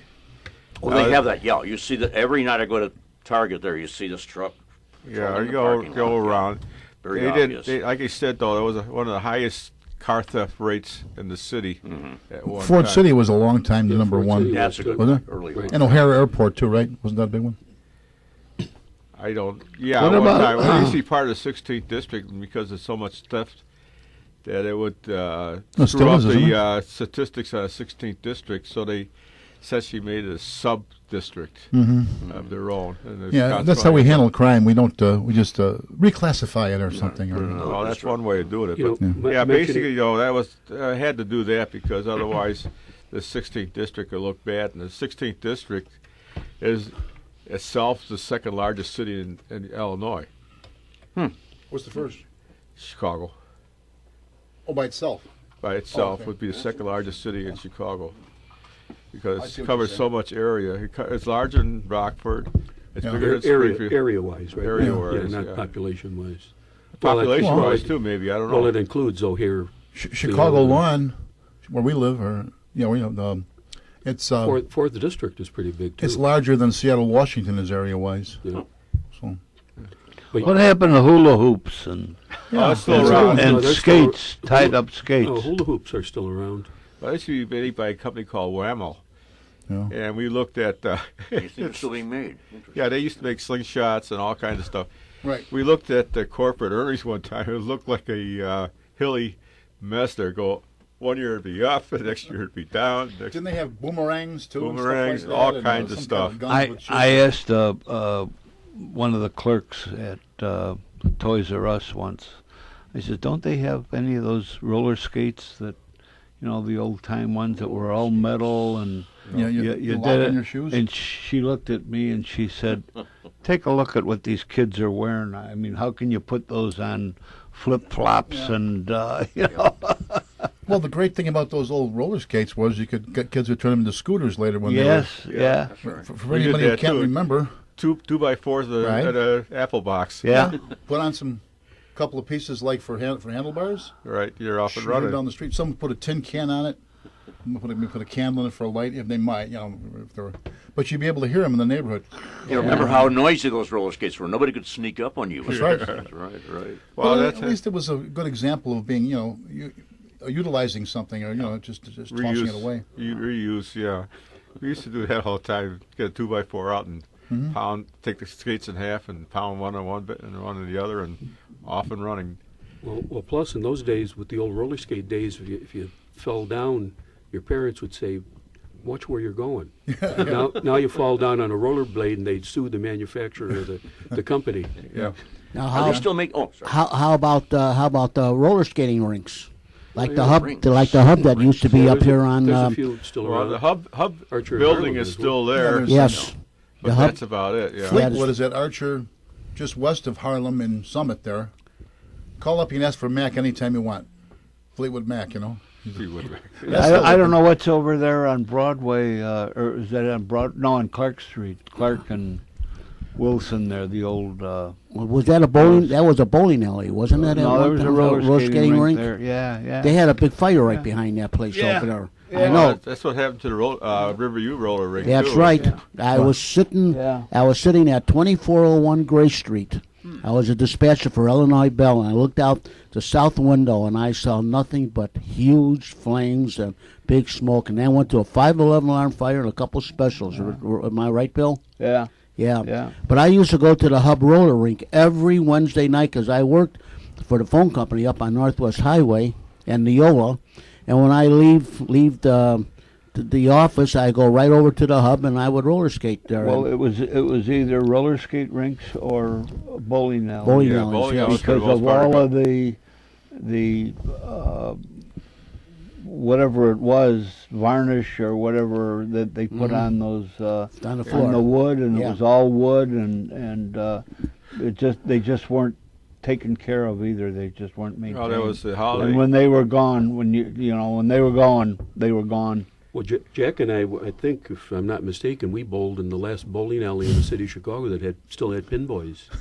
Pinboys? Queens Bowling Alley. up to around 1960 something. There used to be a small bowling alley on Kedzie Avenue. It used to be you do your own pin spotting. Yeah, they've still got a couple, but this was actually a pretty good size Yeah, bowling alley. two levels, 2 floors of it. Right.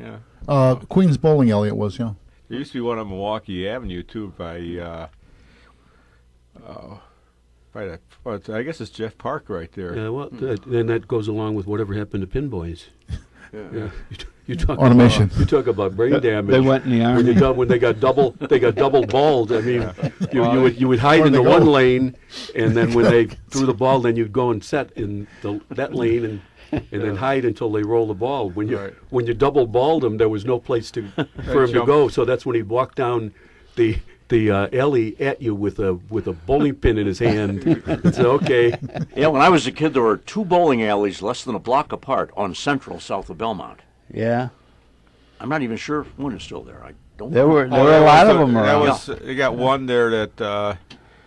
Manor was. Yeah, Manor Bowl was one, and the other one, of course, I'm trying to remember. It was right by the Bell Park Theater. Or Cicero. Yes.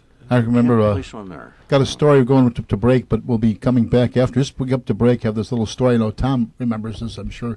As kids, like Friday evening, we were running around the neighborhood. Whatever, and one of our stops was usually we'd go up to Queens Bowling Alley where the Holy Name Society had their bowling league to see what was going on.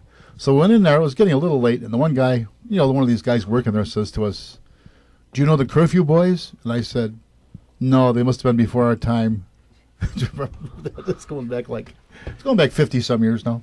You had to tell that story. Well, yeah, it just came back to me. You had to do it. I think we're time for a break, aren't we? Okay. Our panel will be right back after these announcements. I was.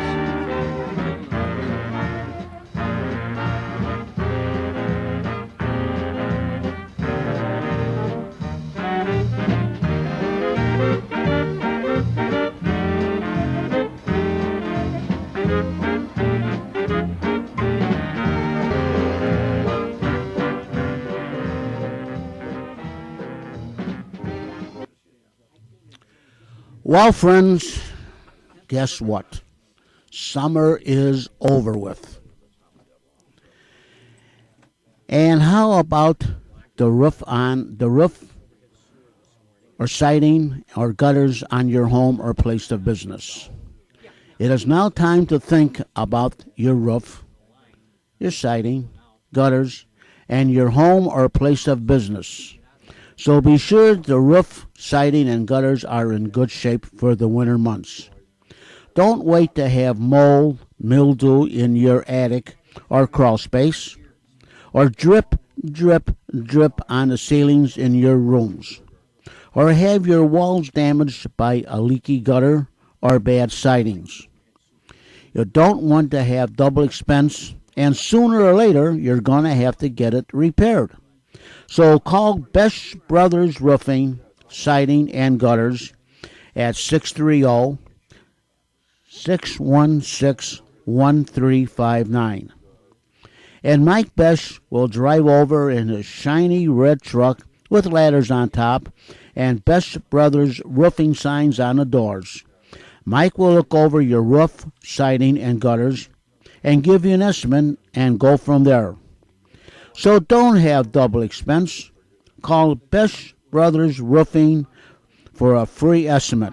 And you can call Mike at area code 630-616-1359. That's Best Brothers Roofing, Siding, and Gutters at area code 630-616-1359. Again, call for a free estimate. Call Mike Best at area code 630-616-1359.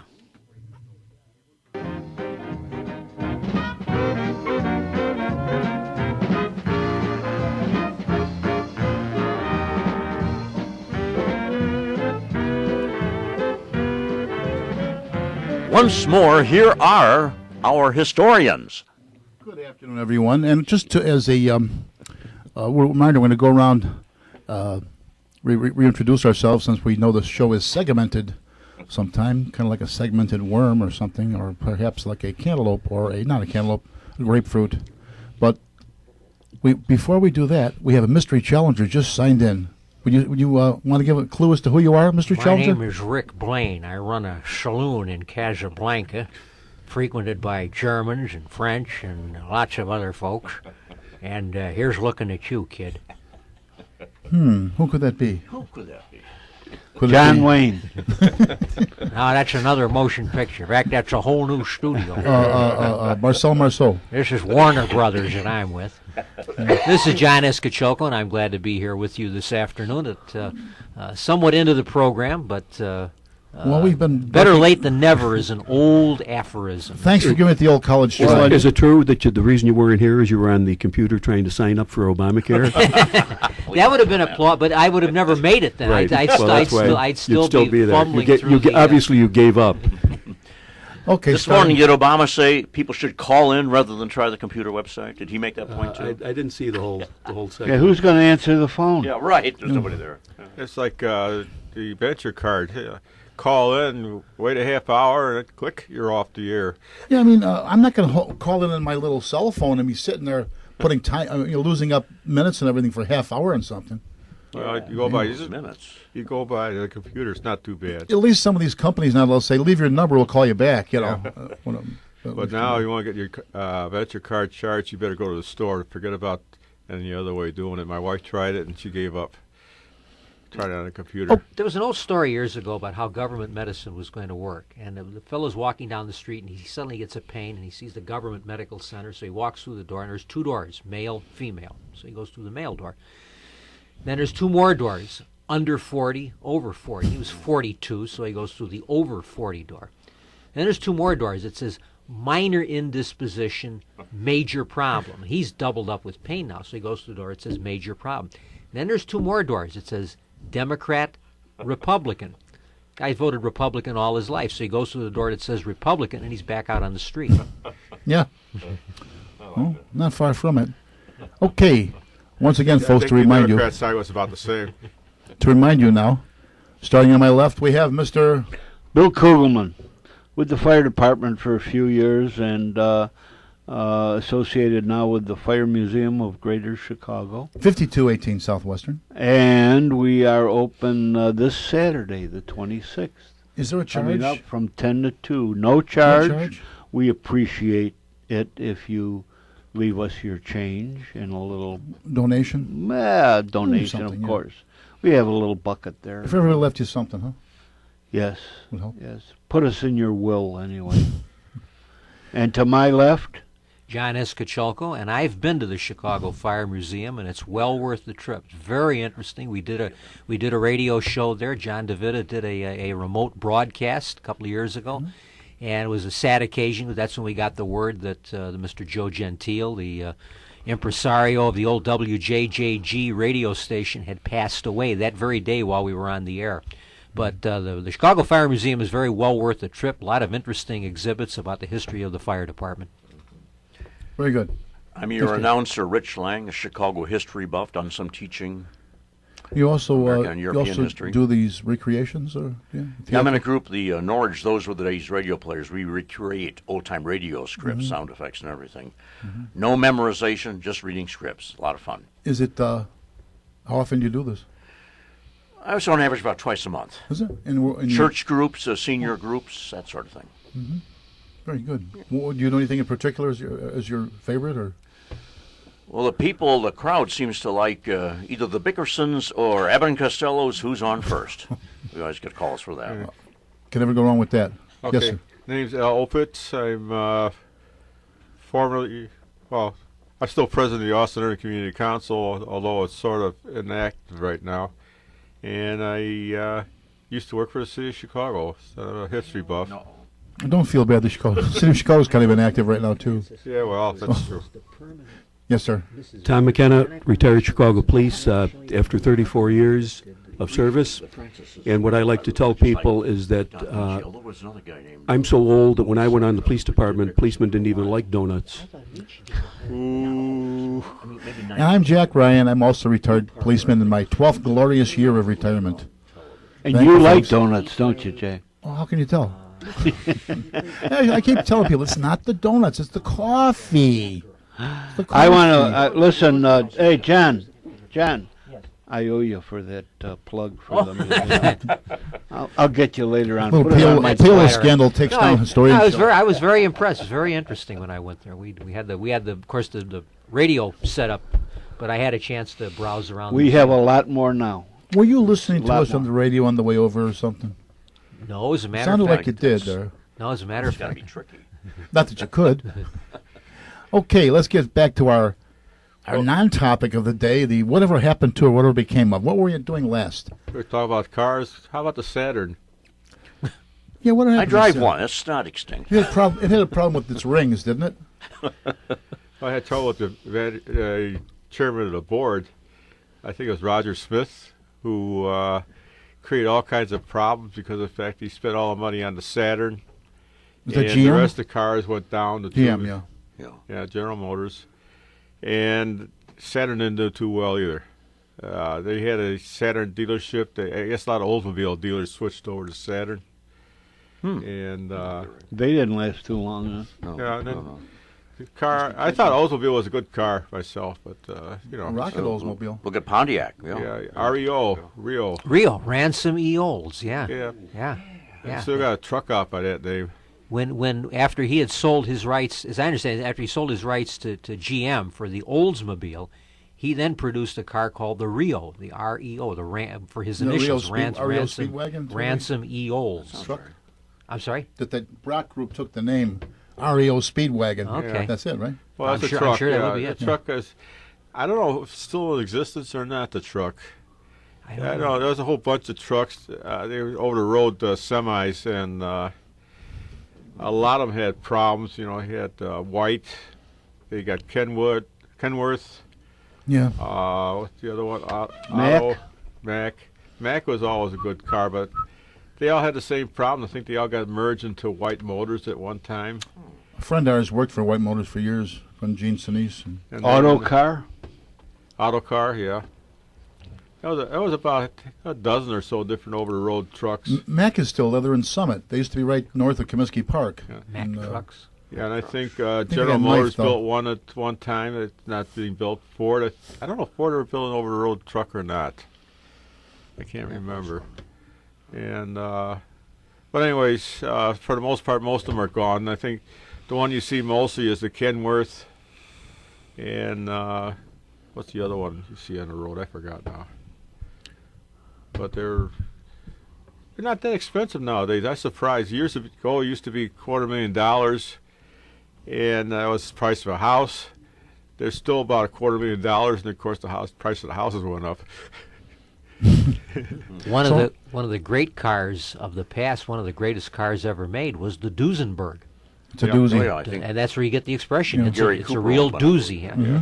Movie stars. It was the American Rolls Royce. It was Yeah. it was the No, when the what years classic. were they around? Is it? Into the 30s or something? Yeah. Or? Yeah. Yeah, the Depression. I think pretty well. Was that a 12-cylinder? I think so. I think so. Yeah, Yeah, plus, huge, plus long. Not only was it great on the road, but it was impressive just to look at. Oh yeah, they were Yeah. Used magnificent to go cars. 100 and some Well, miles it an was like, hour it was in like a second it gear. was like a work of art. Wasn't that the car that all the Germans had? No, that was This is an American. The Duesenberg was an American. Even though, in spite of the name, it's an American car. Yeah, I It's an know, but American But car. it looks you see similar, a lot of them. like you see in the older movies. That those German, like the German officers would Hey, ride those around. were- Yeah, Oh, those that were was, like- that was all something like that, but Mercedes. Those were yeah. Daimlers Yeah. and yeah. Daimler Mercedes, Yeah. yeah. This is different, but it's But the probably other- a similar style. I didn't even know what was that. What did you say, Saturn? I didn't even know that. I thought that was just a Planet. Plymouth Model. model. or I forgot Like they about said. Saturn even. Well, that Yeah, was the other one- Well, that was Pontiac. That was your problem. GM, wasn't it, the once? Pontiac is They gone found one of the too. rings of Saturn in Yeah. Uranus. Well, the other one that was comparable to Daimler or to the Duesenberg was Packard put out a big Packard, car. yeah. They had some big cars. And I was surprised that Studebaker at one time had a hefty car. They had one that I saw one being restored in the garage, dual call Studebaker. It had what do they call it, convertible top. And it was quite impressive. And I never, it's the first time I ever saw one, the last time I ever saw one. And the guy was restoring it. And so it's they had quite a couple of manufacturers that had that very similar vein. And I think there was another couple other manufacturers out, but those were. Packard had one of the most successful advertising slogans of all time. Was "Ask the man who owns one," Right.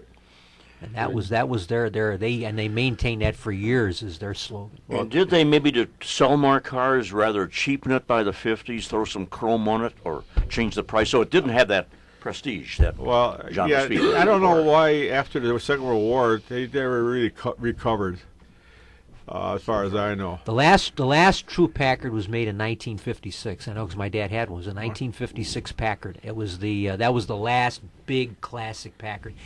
After they were merged with Studebaker, and Studebaker I think in 57 maybe 58 put out cars that they called Packards, but they were really just overgrown Studebakers. They weren't true Packards.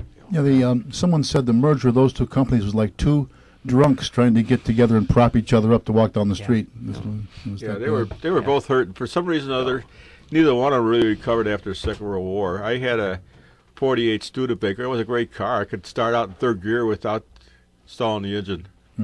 And so it had the power. The Studebaker Lark was fairly popular for Yes, a while, yeah. but not Yeah, to it the was, degree yeah. they were hoping Mr. for. Ed was sponsored by Studebaker, in fact. Mr. Ed Television. He used to talk about the Lark. Yeah, the other one was the Hawk, Studebaker Hawk. That was a sporty one. And then the Golden Hawk. Golden Hawk, Silver Hawk. Yeah, I do remember those. Yeah, I saw my uncle. My uncle had them.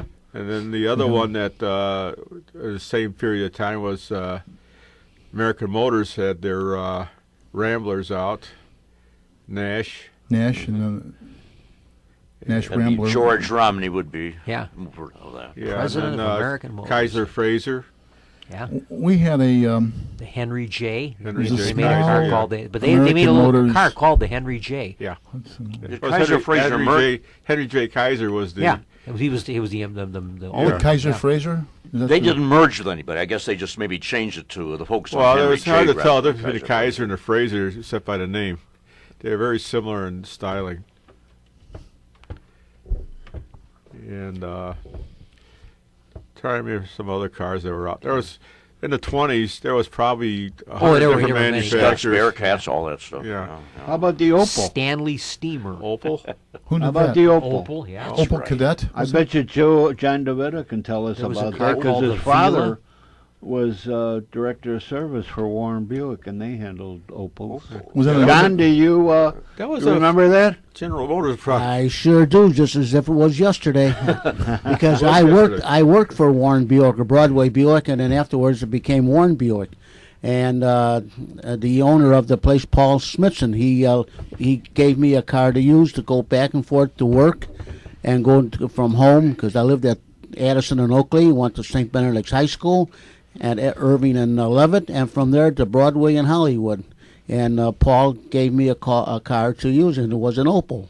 That's right, near Truck 47. Cadet. That's right. That's Mhm. we lived right by there. Yeah. I remember Warren Buick. Was that Yeah. in the 50s, John, or a little later? Well, I'm trying to yes, picture it because I graduated high school in 1957, so it had to be in that now. Okay. time range. Yeah. And just a little bit ago, John, you had mentioned about Joe Gentile. Joe, as I mentioned before, he died on October the 10th, 2011, and also on October the 10th, 1957 is when I joined Illinois Bill. Ah. So October the 10th is a special day in my life. Well, talking about makes and models of cars, I remember when I was growing up, every car that drove down the street, you could tell Ford, Chevy. Oh, yeah. Or- Yeah, they were all Now recognized. I'll be standing next to a car You can't that tell what stopped, and I don't know what. Yeah. I'll The take one grills told you exactly what the car was. one step further. My sister and I be walking. We were a bit of a distance from school. So be walking along 63rd Street.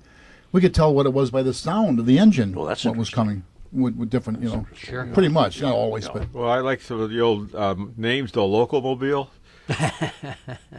Locomobile, I've heard of it, yeah. Yeah, I've heard of it. Little Oscar, 20s. Yeah.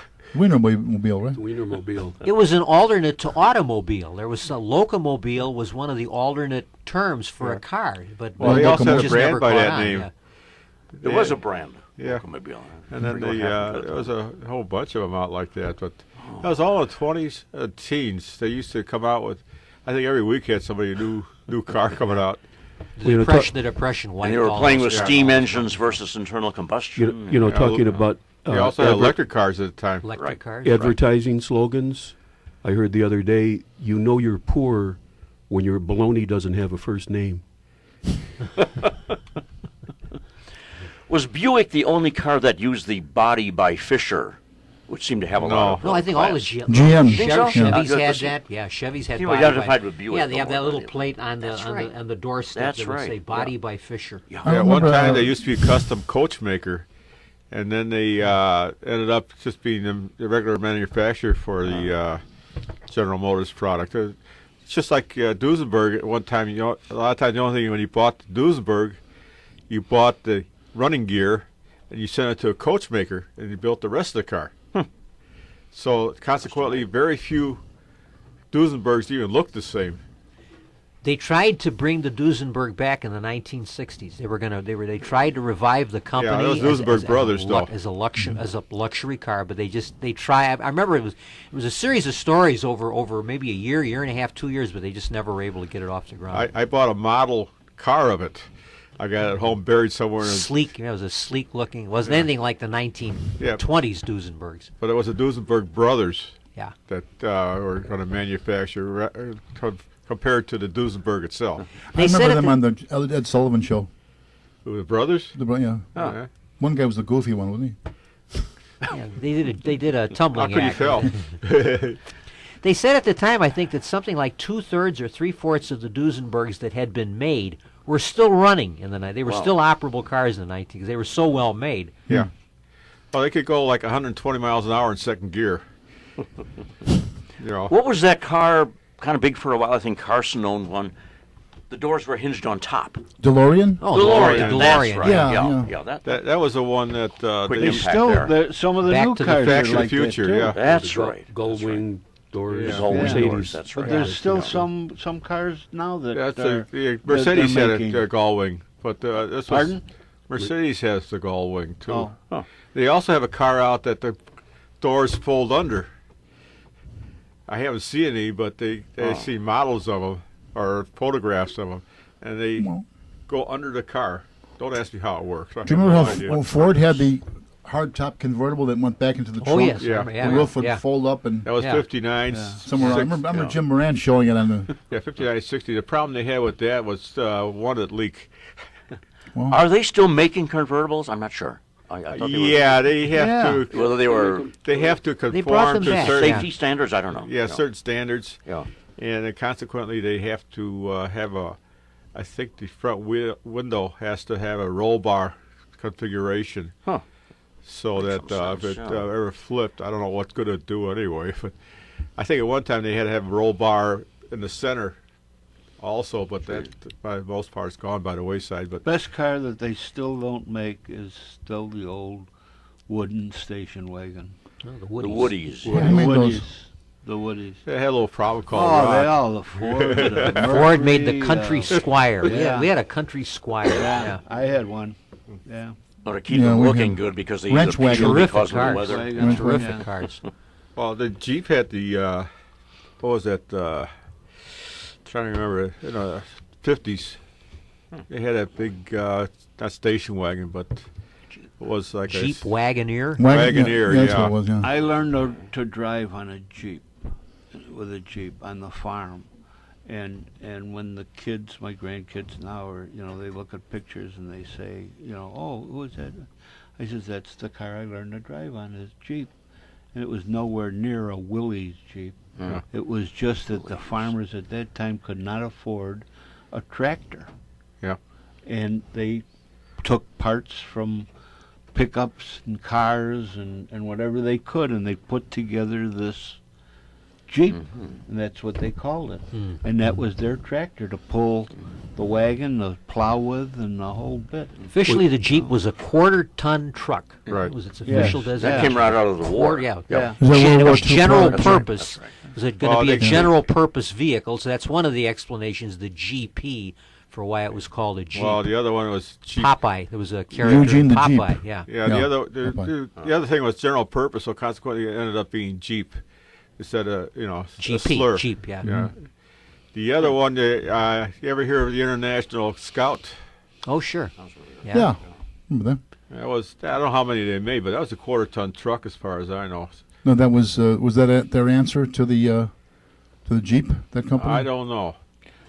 One of the best cars that I had was that front-wheel drive Toronado, and that was a hell of a car. Old Yeah. Toronado. Old Old Toronado, Toronado, yeah. man. Why there aren't more front-wheel drives in this weather, in this city, in the Midwest. But that was a great car for the Oh, and winter. I don't- front wheel drive. I mean, I wouldn't buy a car without front wheel drive now. Yeah. In the winter, Yeah. makes There's a a big difference, tremendous yeah. amount of difference. Yeah. I never had any problem driving in rear-wheel drive, so I don't know. Well, I does make a never. difference. The only time I ever Well, got when you stuck live in was Arizona, you when the don't, snow was so high it raised the rear wheels off the around. Another company that was still making cars in the 60s after most of the companies had gone by the wayside was Checker. There was the Checker Marathon. Yeah. I remember seeing even television ads for the Checker Marathon. Thompson, our And they lasted former forever. governor, used to drive one. Sure. And he loved it. The problem with Checker was, I think it was they wanted to unionize the shop, and Checker used to buy engines primarily from General Motors, I remember right. Although I think in the past think they so. also I think it bought was, from yeah. other manufacturers. You know, I said the other problem with driving a Checker Marathon was whenever you stopped for a light, somebody would jump into your back seat and say, "Take me to Union Station." Well, they used to have room in there. You used to be able to get 7 people in Roomy the back cars. seat. Oh, they were very roomy. And then they had, what was the car before the marathon? They had another one out. I only remember the marathon. I don't know. What Before call that, it. they had another. It was a sedan. It was a little more sleek looking. You see them in a lot of the old movies. And again, they had jump seats in there, so you can you have 3 people across the back and 5 or Two 2 more in on the, the jump seats. 2 in a jump Fold seat. them out. They fold it out, right? Yeah, fold down. When I went over to France in the Army, I needed a car, and I bought a. If I can remember right, discus, something like that. It sounds like his name, and it had. It was the cheapest thing around. Small, looked like something like the old Volkswagen Bug, and the seats were like you have on your patio. All it was a piece of whatever. I don't even think it was a tarp cover, and that sitting in there. And I drove that thing for about a month, and I got to get rid of this. I bought me a '48 Chevy over there. That a guy that was shipping out. And I got it. And I got rid of it. Bloody thing right away, that French thing, and I guess they still have them over there too. Over there? But the seats were just like, they were just like those seats you got on your patio. Metal? You know, You mean? yeah, just a Yeah. pipe frame, and Yeah. and you sit in there like you were at the beach. The You know? funniest one I ever had. man. I was in the Air Force in the I think it was around 1960, and we were overseas, and we had I don't know what it was. It was like a Jeep, quarter-ton truck, and front spring was busted. And we had a big old sergeant there. He must have weighed 400 pounds, and the Jeep listed to one side, and it was always the funniest thing to see him go down the road with him on it and everything else. But the swing on the gear shift, you go into first, go down to second, third, you go almost to the next passenger seat, and you go down to fourth. That's a Jeep? No, it wasn't a Jeep. It was some other quarter-ton truck. I don't remember what it was anymore.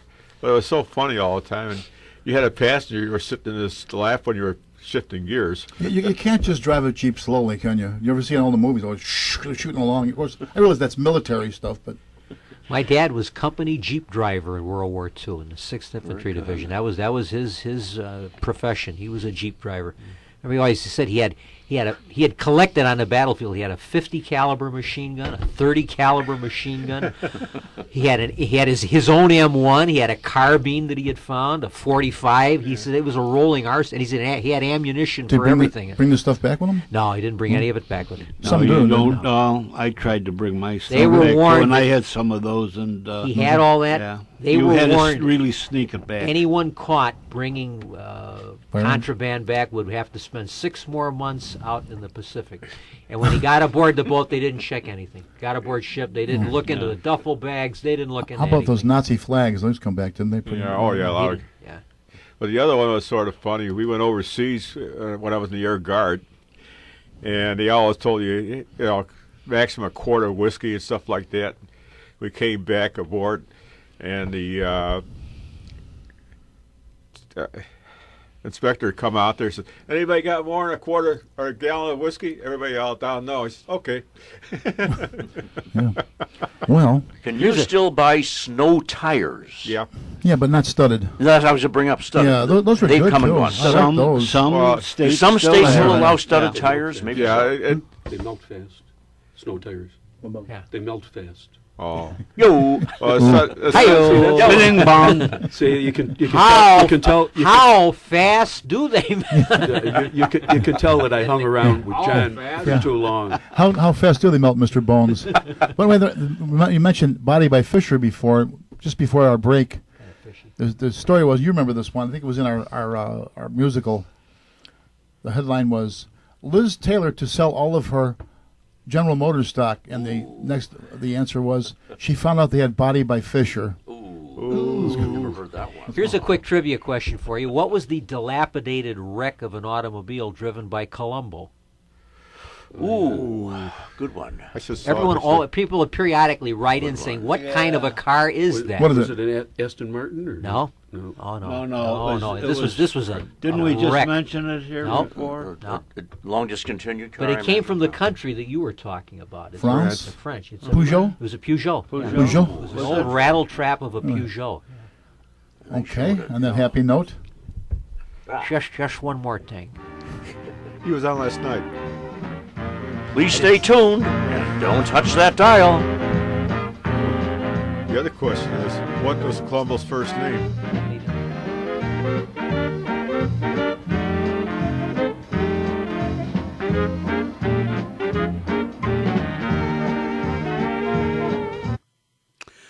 From the John Nevada Broadcast Center, you're listening to Meet the Chicago Historians on the Windy City Hometown Entertainment Network.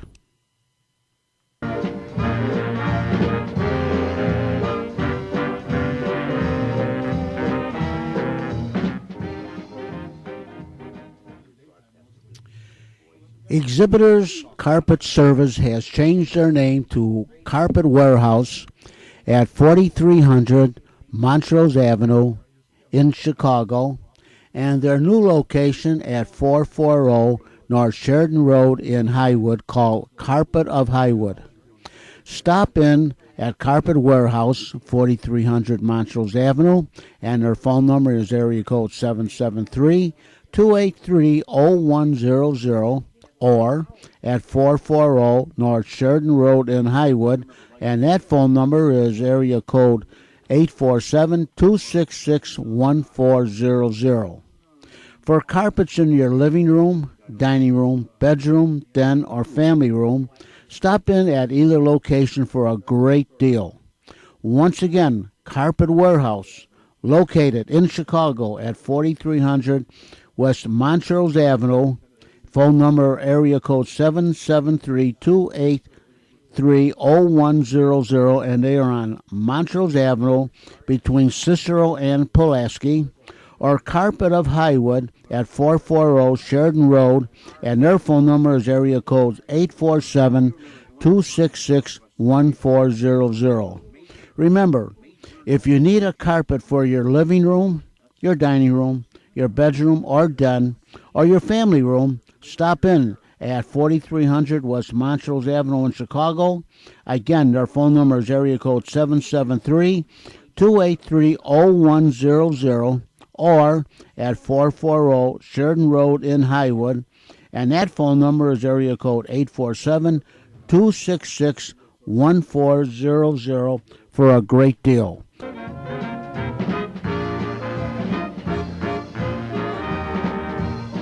We're back. We're back. Sorry, Governator. We used to get in the springtime. Yeah. They still do that? I don't know. I don't think so. Heavy. It was because they were supposedly cleaning out the bottom of the barrel or something, or Yeah, they was Bach beer well, tank. That goes right is along bad. with our That would theme be- today, that would be a whatever big happened. Yeah, what happened to Bach beer? In the spring. Who's a beer expert here? Anybody Germans? I think they still have it. Kind Bach beer. still make it. Me too. Yeah? Yeah, You make so many different dark beers now, it's hard to Yeah. tell. yeah. Is that why you're raising your right arm to indicate that you're? They got that from the Romans, didn't they? Yeah, that's true. Caesar? And even the Greeks, yeah. You know, they're Well, they're the making a swastika beer came now from with India, so, raspberry flavor, and, Yeah. and I mean they're really going bad. Tom introduced me to Guinness. Alec? No, And plus, Guinness, you would think it's heavy in calories, but it's not. It's really. There wasn't Obi-Wan We can talk about beer brands that have come and gone. we're in Chicago alone, right? Well, that's Oh, yeah, Chicago. Meister that's Brow? like Well, that's like Peter Hand, the brewing. Yeah, non-alcoholic beer. It's for people that don't want to get drunk, but they like to go to the bathroom a lot. The land of sky blue waters. Well, the other, And from the land. they still got hams. water. Do they? Still make hams? water. They still make hams. When up I north. when I started, hams and Schlitz, those were the two big beers. Schlitz was the number Hey, one. let's Remember get that? Everybody drank together with, Schlitz. Schlitz, the old style. Schlitz. All of us teens drank Old Schlitz in style, those days. Old style came along, and Yeah. A Well, friendly actually, Schlitz, glass the of Schlitz. formulation changed, and they never recovered from that. Didn't How about- Grocer used to say Coke. Schlitz? Schlitz, he gave it a different pronunciation. Yeah. Hey, fellas, how about another Schlitz? Yeah, he'd be But- standing there, yeah. And I kicked him, and he kicked me, and Well- he's got shin guards on. He's not getting hurt, and I'm getting hurt. Hey, guys, let's have another Schlitz. Or You heard where Green River came from, don't you? It is Okay. green. Yeah, well, Green River was Schönhofen breweries during the when they had the Franco-Prussian War. no from the what do you call that Prohibition. prohibition. He had to come up with something to supplement his income. So one of the things he did produce was Green River. So that's the only thing left of the Schönhofen brewery. It's still made. I think it's under license to somebody, but they still make Yeah, it. they make it, but it's usually Don't they comes just in- make the syrup? I'm not sure now. Yeah. Maybe they do. But anyways, the only place I know you can get is Shoop's Hamburgers has it out in Indiana. Well, some of these like different certifieds will have it sometimes. Well, they have it around St. Patrick's Day. They come out with the cases at the time, and I usually go to the store and buy 3 or 4 bottles and save it for a while because I like the stuff. And but other than that, it's hard to find. Now I know what to get you for Christmas.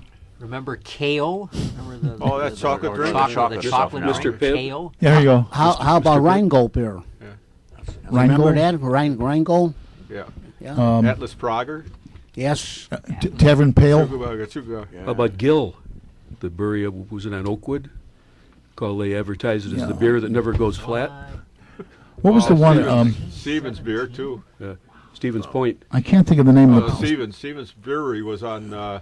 Oh, still Stevens. Yeah. Stevens. Point I Beer. thought you said Steven. No, There's Stevens. Point Beer in Chief Oshkosh in Wisconsin.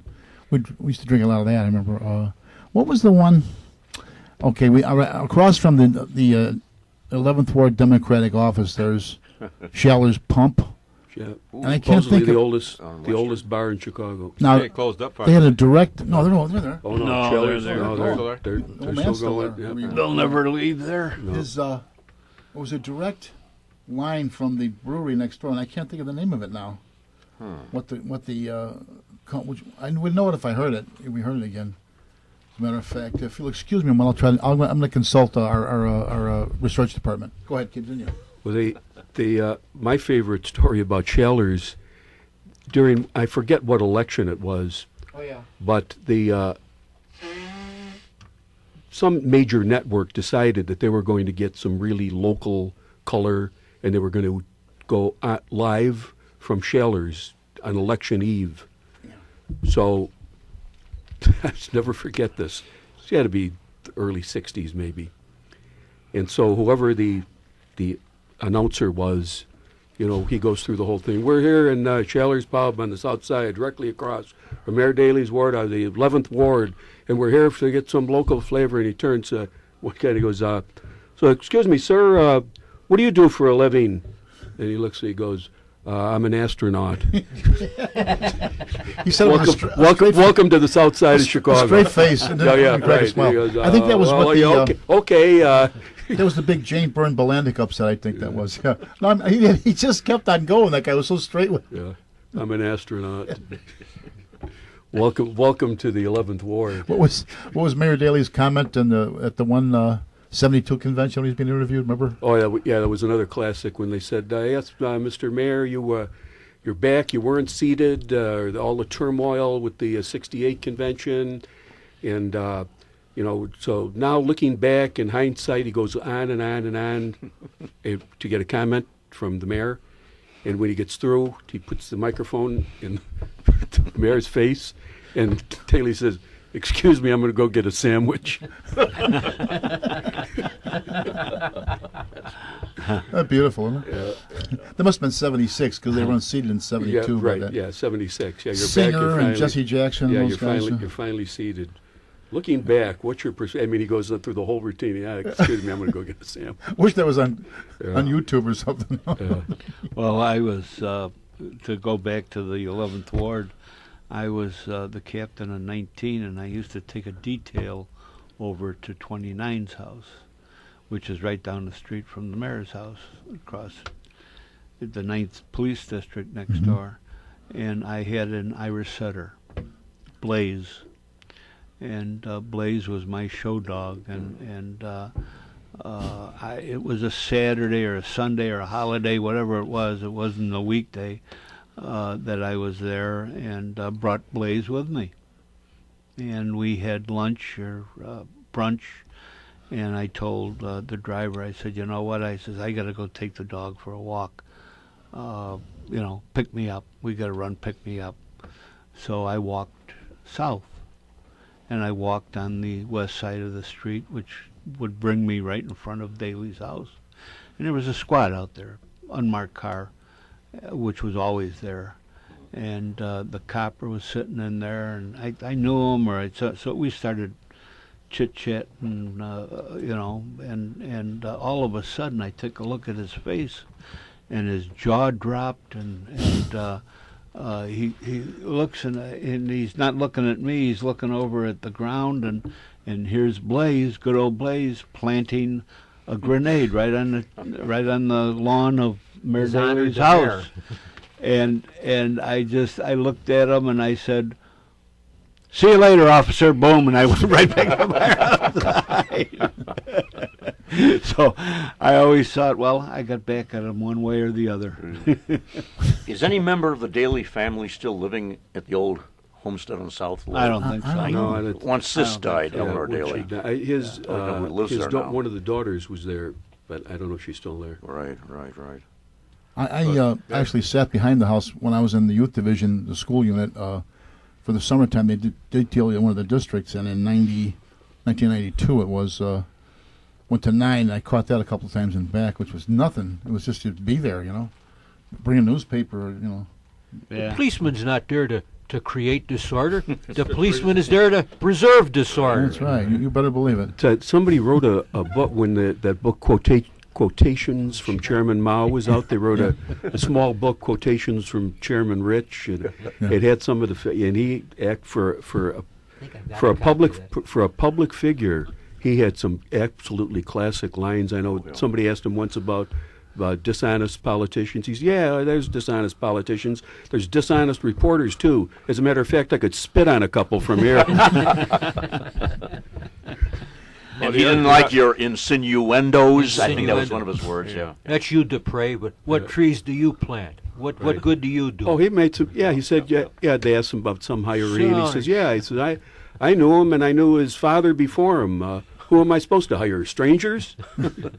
Well, the other one is, who am I supposed to give my business to? Strangers? Yeah. We're talking about the classic... Insurance? Insurance, yeah. There's something about kissing my mistletoe. That was maybe a little raunchy for that. Robert's Rules of Order is the greatest book ever written. Yeah. Or the Chicago River is going to be so clean. You can go and fish for lunch. You can fish. You can catch a fish and have it. A bottle of beer. And there's nothing like a fish. I have a book that was given to me when I was elected president of the union, and it's Robert's Rules of Orders for Dummies. And it is funny. The only line we were getting out of the last Mayor Daley, Richard J., was, "I don't recall." When that interview, I think, was in the paper a few days ago. He has no memories of Millennium Park, anything like that. Man just doesn't remember anything. Well, I remember... It's a great line to get out of it. Tom and myself, we were in the 16th Ward, and we had our alderman was Father Francis Lawler for a while. And he's still alive? Yes, he is. Yeah. Is he? Yeah, I'll probably see him next He's month. 90-some years old. His father was a New York policeman. But anyway, someone at the press conference says to Daley, oh, now we have a priest in the city council. Will the aldermen have to watch their language? He says, no, but the reporters will. Remember that one? Yeah, he could come back with some good ones, no doubt about it. I don't even think that some were even intended to be as funny as they really were. A lot of times, something that really cuts to all the nonsense and makes us laugh when it's truthful, isn't it? You know what I'm just saying? Well, the other thing was he also he had to have an interpreter to tell you what he meant to say rather than what he said. Well, he tried to be sarcastic, but the sarcasm just automatically turned into laughter. Well, either way, you got to laugh whether you liked it or not. Do you remember that 1963 mayoral election? It was really bizarre. Benjamin Adamowski ran against, and with no organization, and he came pretty doggone close to upsetting him. Do you remember that? Yeah, he came closest to defeating 1963 that was election. the closest race that Daley had. Nobody seems to mention that too often. Adamowski was a former Democrat himself. He ran as a... Well, his Polish name was a big... Yeah, and that's what when we were sitting in school, and Father Joe Hartman, he was saying he's never seen anyone with such negativity go as far as he had, and if he'd had any organization, he might have upset the organization here. Hartman was really wanted to be the fire department chaplain. Right. He really had hopes for that. Very tight with Quinn. Very tight. You've just been handed a bulletin. Bulletin. We'll save the bulletin for the end. Right off the wire. Right off the wire. Right after the UPI press wire. That was on the Mary Tyler Moore show with the famous Ted Baxter, who supposedly that character was Based on someone? based on Floyd Kalber, Chicago. Seriously. But anyway, when they handed him a news bulletin, and he said, "I've just been handed a news bulletin." And then Mary says, "Read it, Ted." Well, the other one that was sort of funny to me, anyway, was I used to be in charge of the communication system when I worked at the South Plant, and we had a telephone repair guy come in. This the water department? Yeah, water department, and he says, "There's no logic to this place." I told him, "Well, logic stopped at the 5th floor." He says, "You realize I'm a cousin of Daley?" "Well, tell him I insulted him." He said, "Well, you got to stand in line."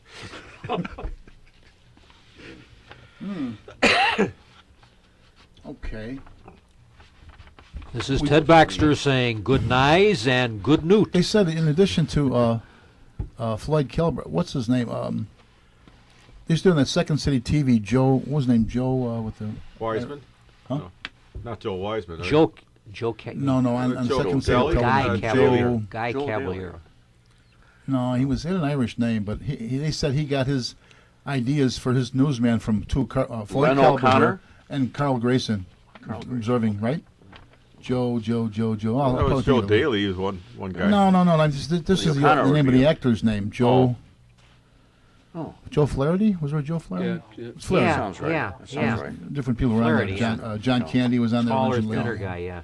And Rick Moranis was on there, and who else was on there? Second City. I see where one of our old, Canadian. very well-known radio personalities just died.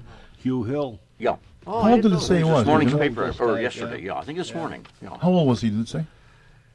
92? Yeah, early 90s, my I would say, yeah. Yeah. When I was in the Remember very legislature, well. I had the experience of seeing Hugh Hill lose his temper while he was taping a broadcast. I'm leaving the office building, and he's doing the stand-up, which they tape. Yeah. And he's saying, and so we, then he started over again. And finally, he just exploded at his technician. Just read him upside down and inside out, and he's going to send him back to town. And this guy is standing there quivering as Hugh Hill is screaming at the top of his. So that was an interesting sidelight. You see this on television; it's all so calm and cool and collect. And then you see what it's like behind the scenes when nobody's watching. And He let the Irish get the best of him, huh? Oh, he was just furious. He had started. Something was going wrong, and he had to do his statement a second and a third time, and he just exploded. Well, there's a certain, I guess you'd call her a reporter or I can't think of any other name that I could use on the air, that does the lotto readings, and she acts so girlish and and nice Proper. and proper, and they caught her live right after they were supposed to shut down, and boy, oh boy, it's like Hillary when they came out with what her mouth could come out of that. Don't talk bad about our next president. now. Oh, good Lord! That Well, reminds me the other of, one was Lord. sort of funny. I was watching, I think it was Channel 5. It had Johnny Morris on there, with the sports. sports, yeah. And apparently he and the co-anchor there were playing around, and the cameras came on. What was his name? Her name. And he said something about, started with a C, and then all of a sudden everything blocked off, and then he came back and says, well, I guess we're still on the air. Well, his wife was Johnny and Jeannie Morris. Yeah. For a while, They got they were divorced. both on. Yeah, they were both on WBBM for a They were while. on, they were on Channel 5 also. You're right. I think you divorced later on. Yeah, Channel 2 mostly. And I forgot who I think the girl's name started with a C or something like that. I don't remember. But I know she who was you're a talking about, blonde. I think. Clotilda. And, Yeah. it was sort of funny. He caught him playing grab ass on the T&V. I didn't hear that. Yeah, I remember one time when he was new, he was doing, I think he was still an active Bears Did player. you say crabgrass, or I didn't hear that? He was still an active Bears player. He was doing the report. I think so. Yeah. And he starts the report, and all of a sudden he hit a runny nose. He goes, he snaps right off. Jeez. And Paul Horning did Channel 5 news for a bit too. Remember that? Yeah. Paul Horning, the Notre Dame Packer guy, Domer. The gambler. Wasn't that his? Yeah, his I remember undoing? he said, Yeah. Frank Leahy used to do sports Yeah, on right. Channel 2. He would do CBS, yeah. Yeah. And he did also Monday Night Football for ABC for a while. But I remember there was some kind of ceremony for Vince Lombardi. I don't know if he was when he was leaving Green Bay or whatever it was, but he was still living. And Paul Horning was there as part of the testimonial, and he says, I know that one day Vince will be remembered by everyone. He'll be enshrined in the Pro Football Hall of Fame. As a matter of fact, I'd even bet on it. Public like that. So he and Alex Karras got suspended. You remember that? 1963 for gambling and games. They both sat out the years and went back. He was offered big money Pete by. Rose, boy, what they did is like child's Yeah. play compared to what some of these other guys. It's yeah, it was like he was offered big money by Sonny Werblin and the Jets to jump over the AFL then, and he just sat out the year and went back. And Alex Karras, he was in wrestling then, so he wrestled for the year. Still in athletics, so. Whatever happened to? Who? Yeah, Who? that's what we're talking about. Alex Whatever Karras? happened to all He's of gone. these guys? He yeah. passed away, yeah. Yeah. He was a very funny guy. Who was just See the guy who slugged the horse in Mel Brooks' movie? Yeah. Right. Blazing Saddles? Blazing Saddles. He was funny. He played Hugo. Who? Hugo and Mongo. Mongo. Mongo. Mongo. Okay. Mongo like candy. Candy gram for Mongo. Real old, like real Looney Tunes. Governor, these people are all dummies. Dummies? Of course they're dummies. They voted for me, didn't they? Yeah. That was funny with that. That black guy there was, what the heck was his name?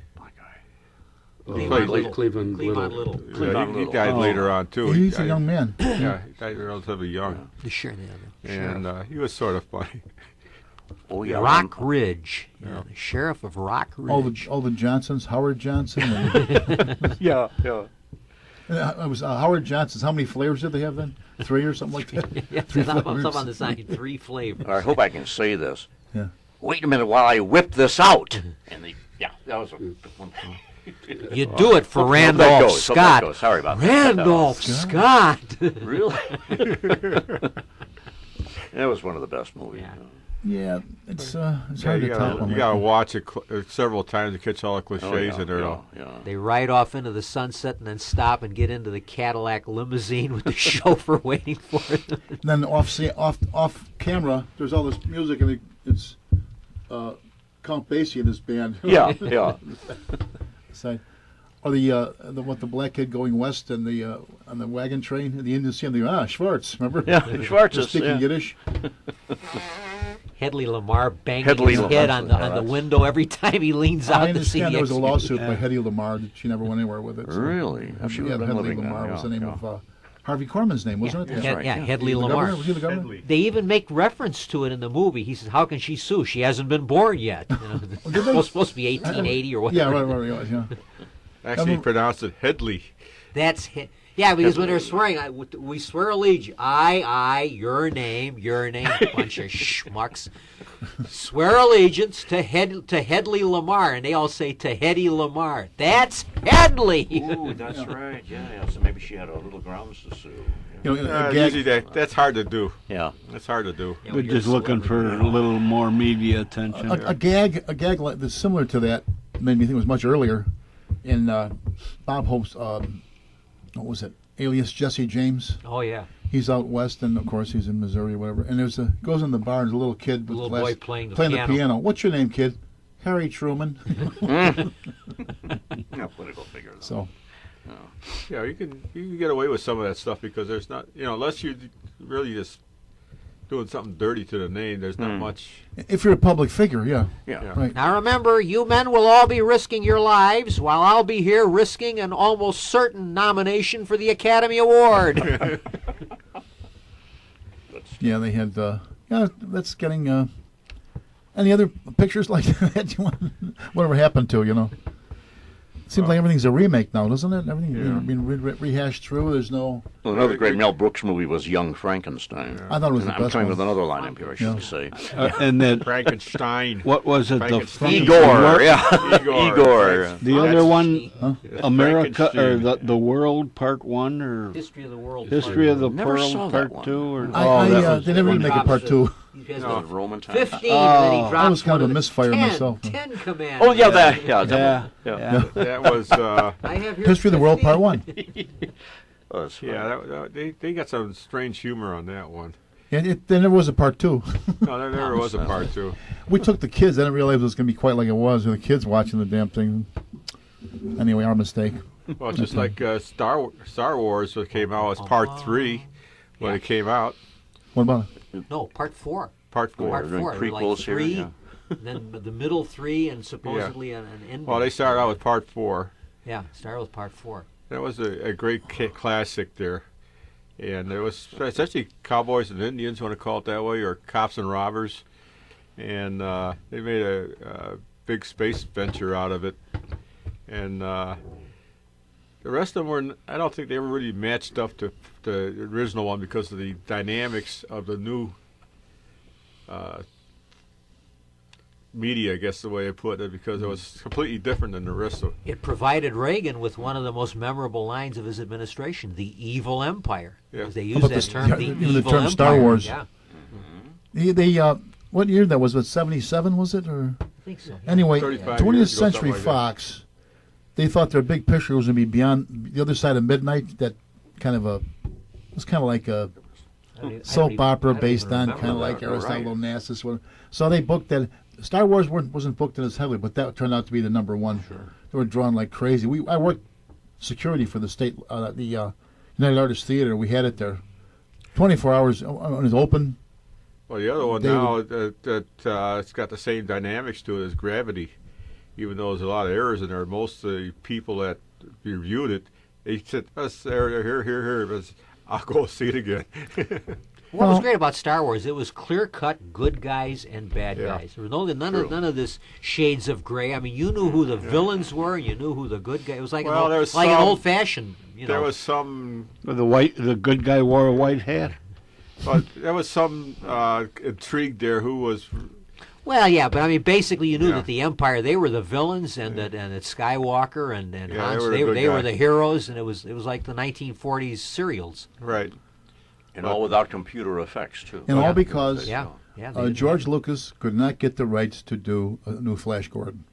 Is that what Is it that was? right? Yeah, that's what started that. Interesting. He wanted to do Well- a Flash Gordon, and then Well, King take a look. Features says Take a no. look at Gravity now. You see that movie? No, haven't seen it. Oh, that's quite a. Has anyone seen it here? I saw. No. My family, the kids, they took the kids and they just they didn't get it. No, it's. I don't know what it's adult. about. Did you see it in the 3D, Al? Yeah. No, I didn't see it. It's kind of a heavy There's movie. 3D, and they also got in the Omni Max, Okay. and they say in Omni Max it's really Giant screen. Is this the one about up in space? yeah. It Is got it hit Sandra by Bullock. space junk. Yeah. Oh. And there's a lot of truth to what they're saying about the space junk and stuff like this here, but there's some fallacies along with it. And they couldn't register for Obamacare either. I mean, No. Well, we got to Yes, wrap them up, communication folks. didn't go through that Well, way. before we go, We got to Let's- go. back to two. When are we going to be back here? Here we are. Our next broadcast will be taped, pre-recorded, Monday, November 18th, 2013, at 12 noon. If anyone wants to participate, as we said in the first portion of the show, you can go to windycityhometown.com, and you could punch on the info and you can send us either your phone number or what you'd like to talk about, or if you'd like to be contacted, or you can give my own staff a call at 773-551-2452. That's 773-551-2452. We'd love to have some phone calls. It's a sort of a lifeline for a show such as ours, and right now we can't do a live show, so we'll have to rely on this. So anyway, until next time, remember that history is much more than a book you keep on the shelf. Rich? Okay. We want to thank Kevin of Jack FM, 89.7, station WRHS Norwich, for broadcasting this program over the Ridgewood High School radio network. Listeners can access our recorded programs and a large number of other shows on the internet at windycityhometown.com. Thank you for listening. This is your announcer, Rich Lang. Goodbye.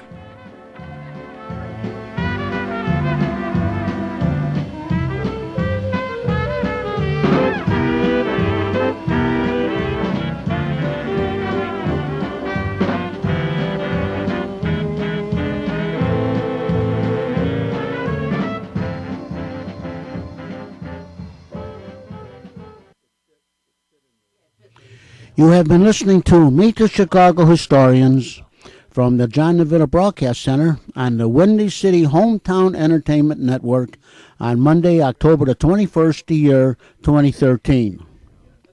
This broadcast was produced by Jack Ryan, directed by John DeVita, edited by Stephen Lehman, and our audio engineer is James Rohde. This program was pre-recorded. Be safe, and thanks for listening.